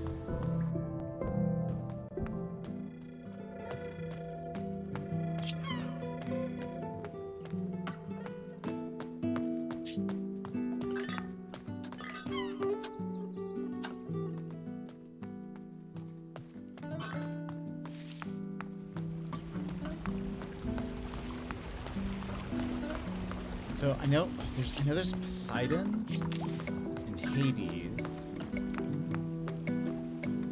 Is that it? Who else would we be missing? Hey. Hello. Alex? You got my message. I did. Is everything okay? Actually, the turbines you fixed have been a big help. It's much easier to get things done when I don't have to do everything myself. I may have overexerted myself, though. feeling a little more tired than usual. Does the unhammer draw its energy from you? Of course, why? Well, I noticed that it seems low on power. I'll stop using it until you've had a chance to recuperate. Maybe I could help with something else in the meantime. I've been searching for lost mementos for the other islanders. Things that remind them of their past. Huh, I suppose that might be useful. Fine, I'll share my Ambrosia radar signal with you. New friend frequency. Okay.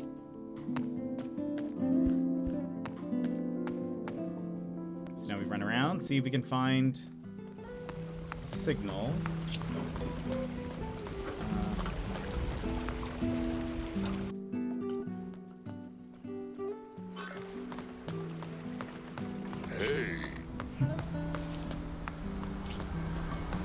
Kind of want to buy curious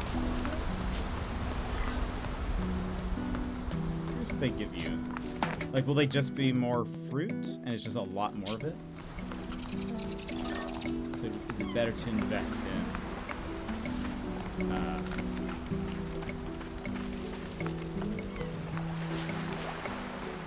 some of those garden plots, or is it a waste of money? I do not know. But it's so expensive, you think it'd at least be something.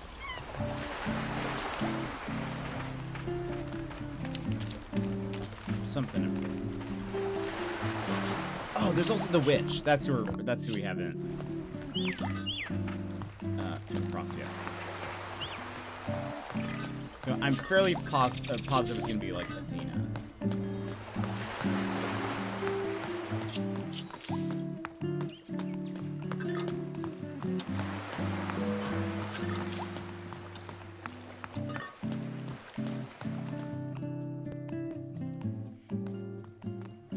Yes, sir. No radar signal yet. At least, like, even though we have to, like, run around, at least we can, like, get fruit, which we need.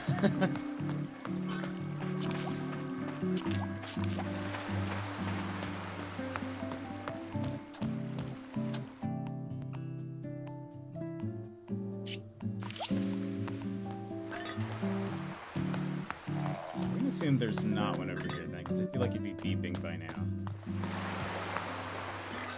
We did just hit 100. Let's go buy one of the things for Mary's.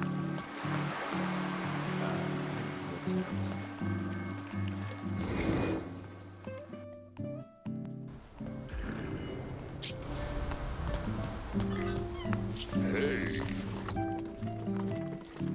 Green plot, violet plot, cyan.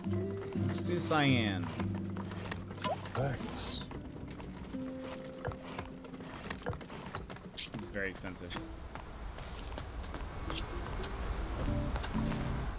I can plant a fruit here. Yeah.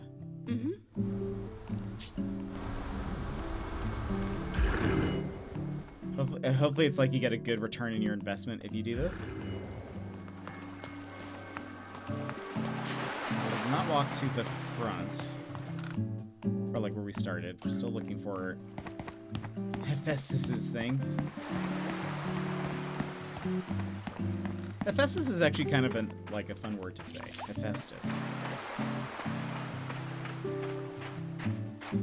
You'd be very proud of me. I brought home 4 assignments and graded them all. Sassy. Excellent. How were they? Did they do a good job?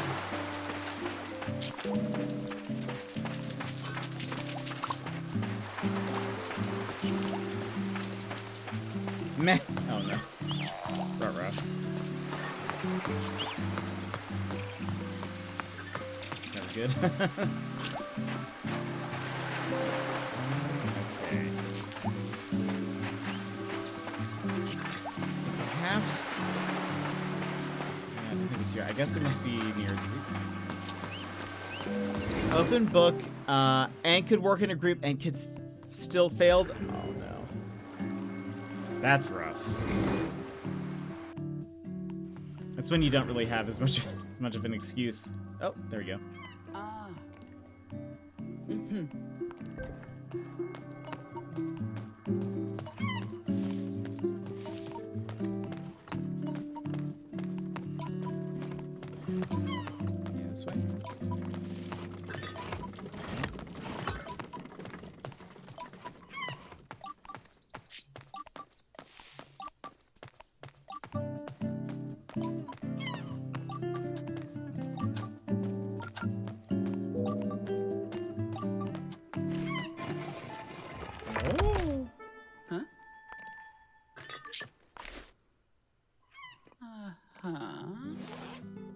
Harpy automaton.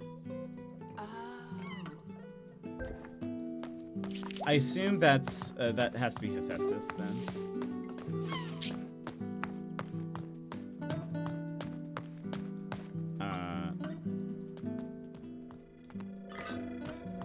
Because he's like an engineer.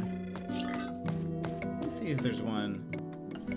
Wouldn't make sense for his to be here. But just in case, because he says he never comes down here.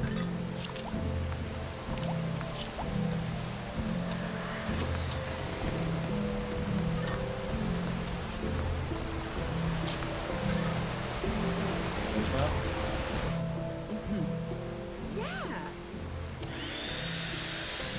Yeah. And not everyone turned them in, so now I have to track down the work. Oh boy. That sounds like a nightmare. Why aren't these kids turning in their assignments?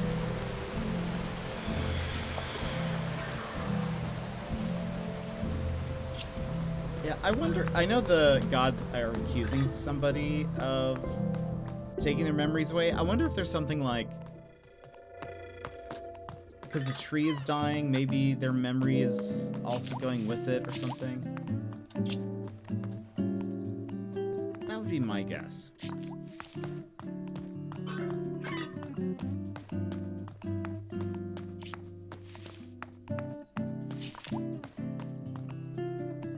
And we'll end here in just a couple minutes. Just wanted to see if I could at least find where his other one is.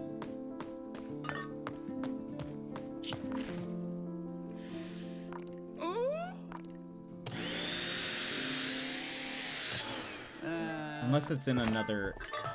Still one more? Where is it?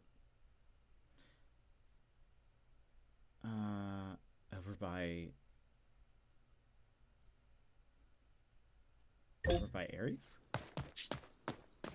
Wait a minute. We don't have Medusa, right? Yeah.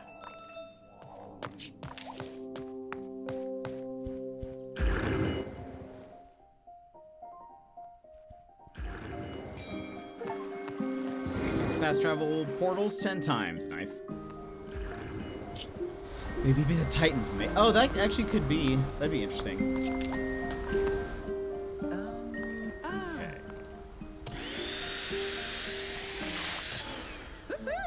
Okay. Nice. This is our first level too, right?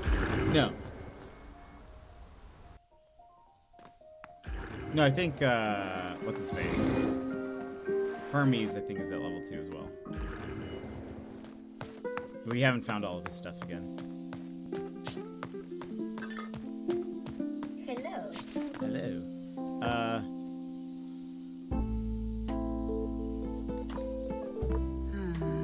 I couldn't find any more moss-covered mosaics. Not to worry. It's lovely to see the ones you have uncovered. I'll see if I can figure out a way to boost the power of the Pandora's box. Okay, great. I'll keep looking for your mementos. Alright. We don't have... Oh no, I think that's Hephaestus. Doesn't here look like hipsters, so it might be Titan boomers. That'd be hilarious. Yeah, they look like some kind of, I don't know, influencer couple or something. Which, I don't know, I guess that seems fair. I guess that matches them. Where else could we go?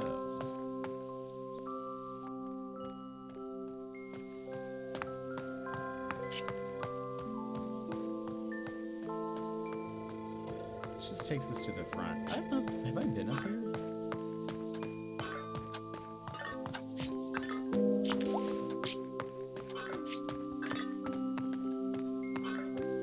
Not sure I realized that you could just go around.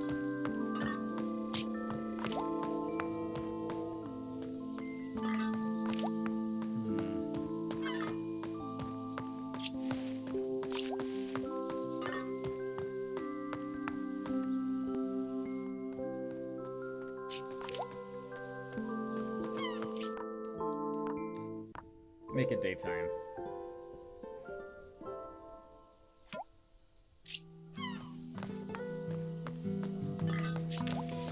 That looks like that opens up, that panel. So we've been down to the tree.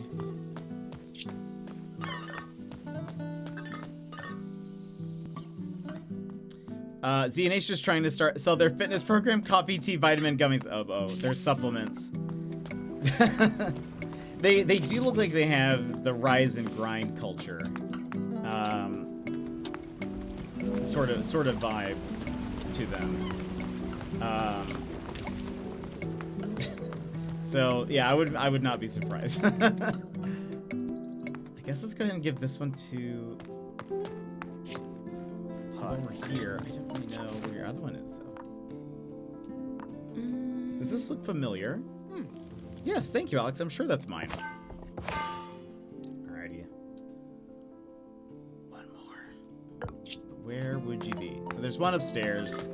I wonder if that is the last one of Hera and Zeus, because I think they've all been in their homes. I'm pretty positive.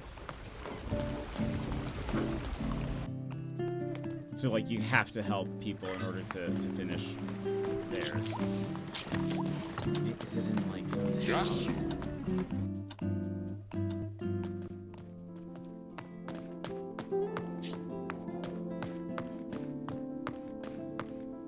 To figure out what those pillars are for.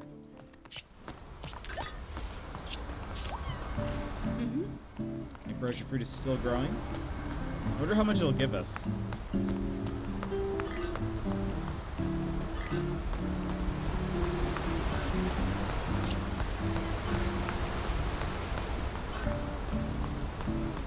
So I bet I keep wanting to say Neptune. Poseidon will be the fish fountains. Hades might be, I've seen ghosts, so Hades might be that, and then I wonder if the pillars are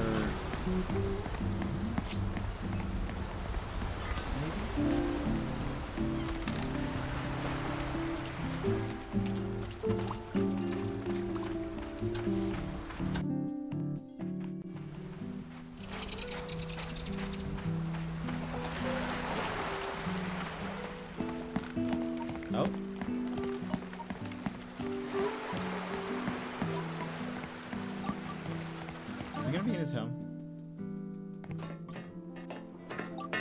Oh, it is. Oh!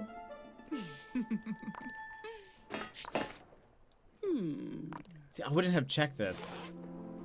Yeah. It only has two. Winding handle. Yeah, why not? Why not? Surely that's Hephaestus.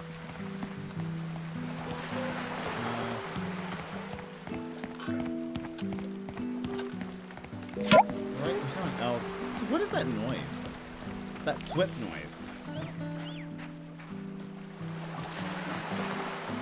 Is that fruit growing back? Like, it seems so surprising. Maybe that's just what they sound like. Hephaestus? Hephaestus? Arbestus? Hephaestus.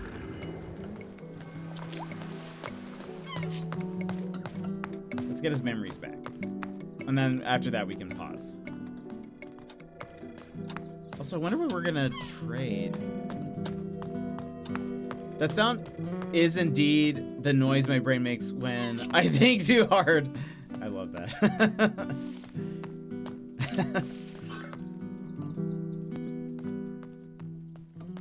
a nice little, like, I can't even tell what it sounds like, you know? Like,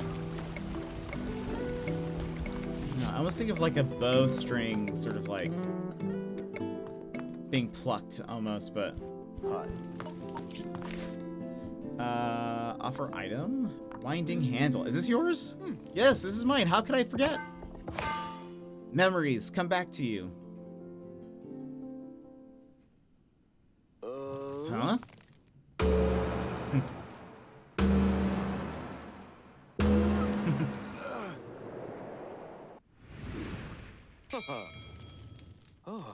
Now I remember. This is one of my first apprenticeship pieces. One of your first? It's amazing. It was a nice challenge to make something so intricate. Besides, I prefer making toys and tools to making weapons. I remember now. I grew up in a mountain village on the island of Lemnos.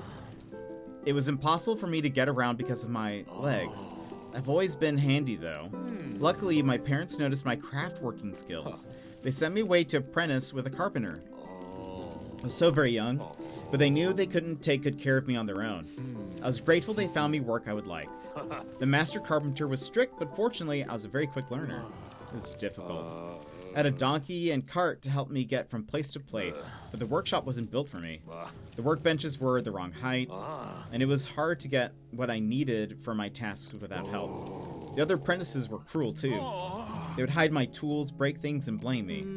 I'm sorry, that must have been hard for you. The kids in school didn't like me much either. They would stick gum in my hair. Said it was too big and they couldn't see past it in class. I was teased a lot, bullied really. They made fun of my parents for their accents too. But if you've kept this toy for so long, you must have been proud of it. Maybe, but I think I would have been fine without remembering this. Well, I don't think you sound fine, Hephaestus.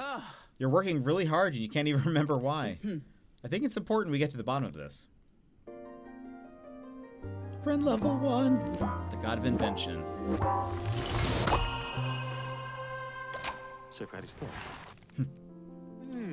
I really appreciate, I'd really appreciate if you can find my other mementos, Alex.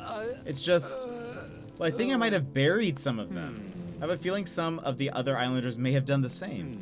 As things stand, your Ambrosia decks won't pick up any buried signals. I think I know how to fix that though.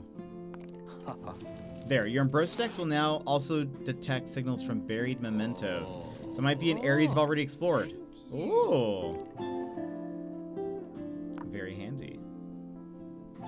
You're now welcome to enter the Islander's home. What can we get from you? Oh, decorations for our place, I bet. Upgrade achieved. We won't buy those yet. This is strange. I feel stronger. Looking to the past has given me a fresh boost of inspiration. I can feel my connection to the Unhammer again. Yes. Brilliant. I'll head out and find more of the windmills. Wind turbines.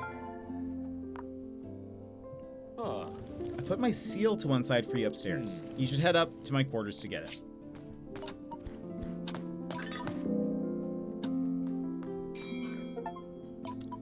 Visit 4 different islanders' homes.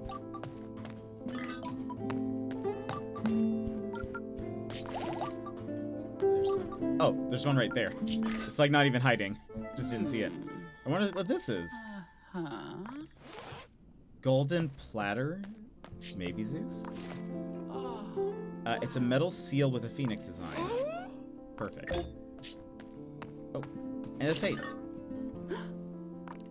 Wow. Add it to my collection. After dark. After dark? Jet After Dark? Okay, we'll go ahead and stop here. You see, we actually played some game. We didn't just talk the entire time. You can't blame me. Stretch. You can't get upset with me. We did actually play game. Oh, I don't know how that... I don't know how that became on pause. But friends, thank you so much. Imagine that. I know. Thank you so much for being here and hanging out with me today. Always fun to have you guys. We had some good chats. Appreciate it. You're all wonderful. But before we go, just want to say... Verity and Cakes, thank you so much for the raid. Hope to catch one of your streams. Thank you so much for the follow as well. Gilmore Girl 009, thank you so much for the tier 3 sub at 52 months. Appreciate it. Stream and Daz, thank you for the 20 stream streak. Darkborn Plus for this 3 stream streak. And everyone for being here and hanging out with me today. Thank you for hanging. Thanks for posting the your recaps in the Discord. Appreciate it. But yeah, that's it for us today. We'll be back with more Mythwrecked tomorrow. So I hope you... Well, I assume we'll play more Opons. Watch Twitch kill my streak tomorrow. No! Let's hope not. 52 is a lot of months. Way more than 5. That is, in fact, very true. 52 greater than. But yeah, we'll play some more. We'll actually get into the game. Hopefully early. And we'll get some more done. But thank you guys for the chats and everything. It was very fun. I enjoyed a lot of our conversations and stuff. So it's very fun for me. But friends, that is it for us today. I hope you guys have a wonderful rest of your day. And chatting more than gaming. Yeah, greater than. But everyone, thanks for the stream. Yeah, Death, thank you so much for being here. Thank you for coming in. Everybody, whether you lounge, lurk, chatted, etc. Appreciate all of it. So thank you very much. I hope to see you guys again tomorrow. And I will see you next time. Bye-bye.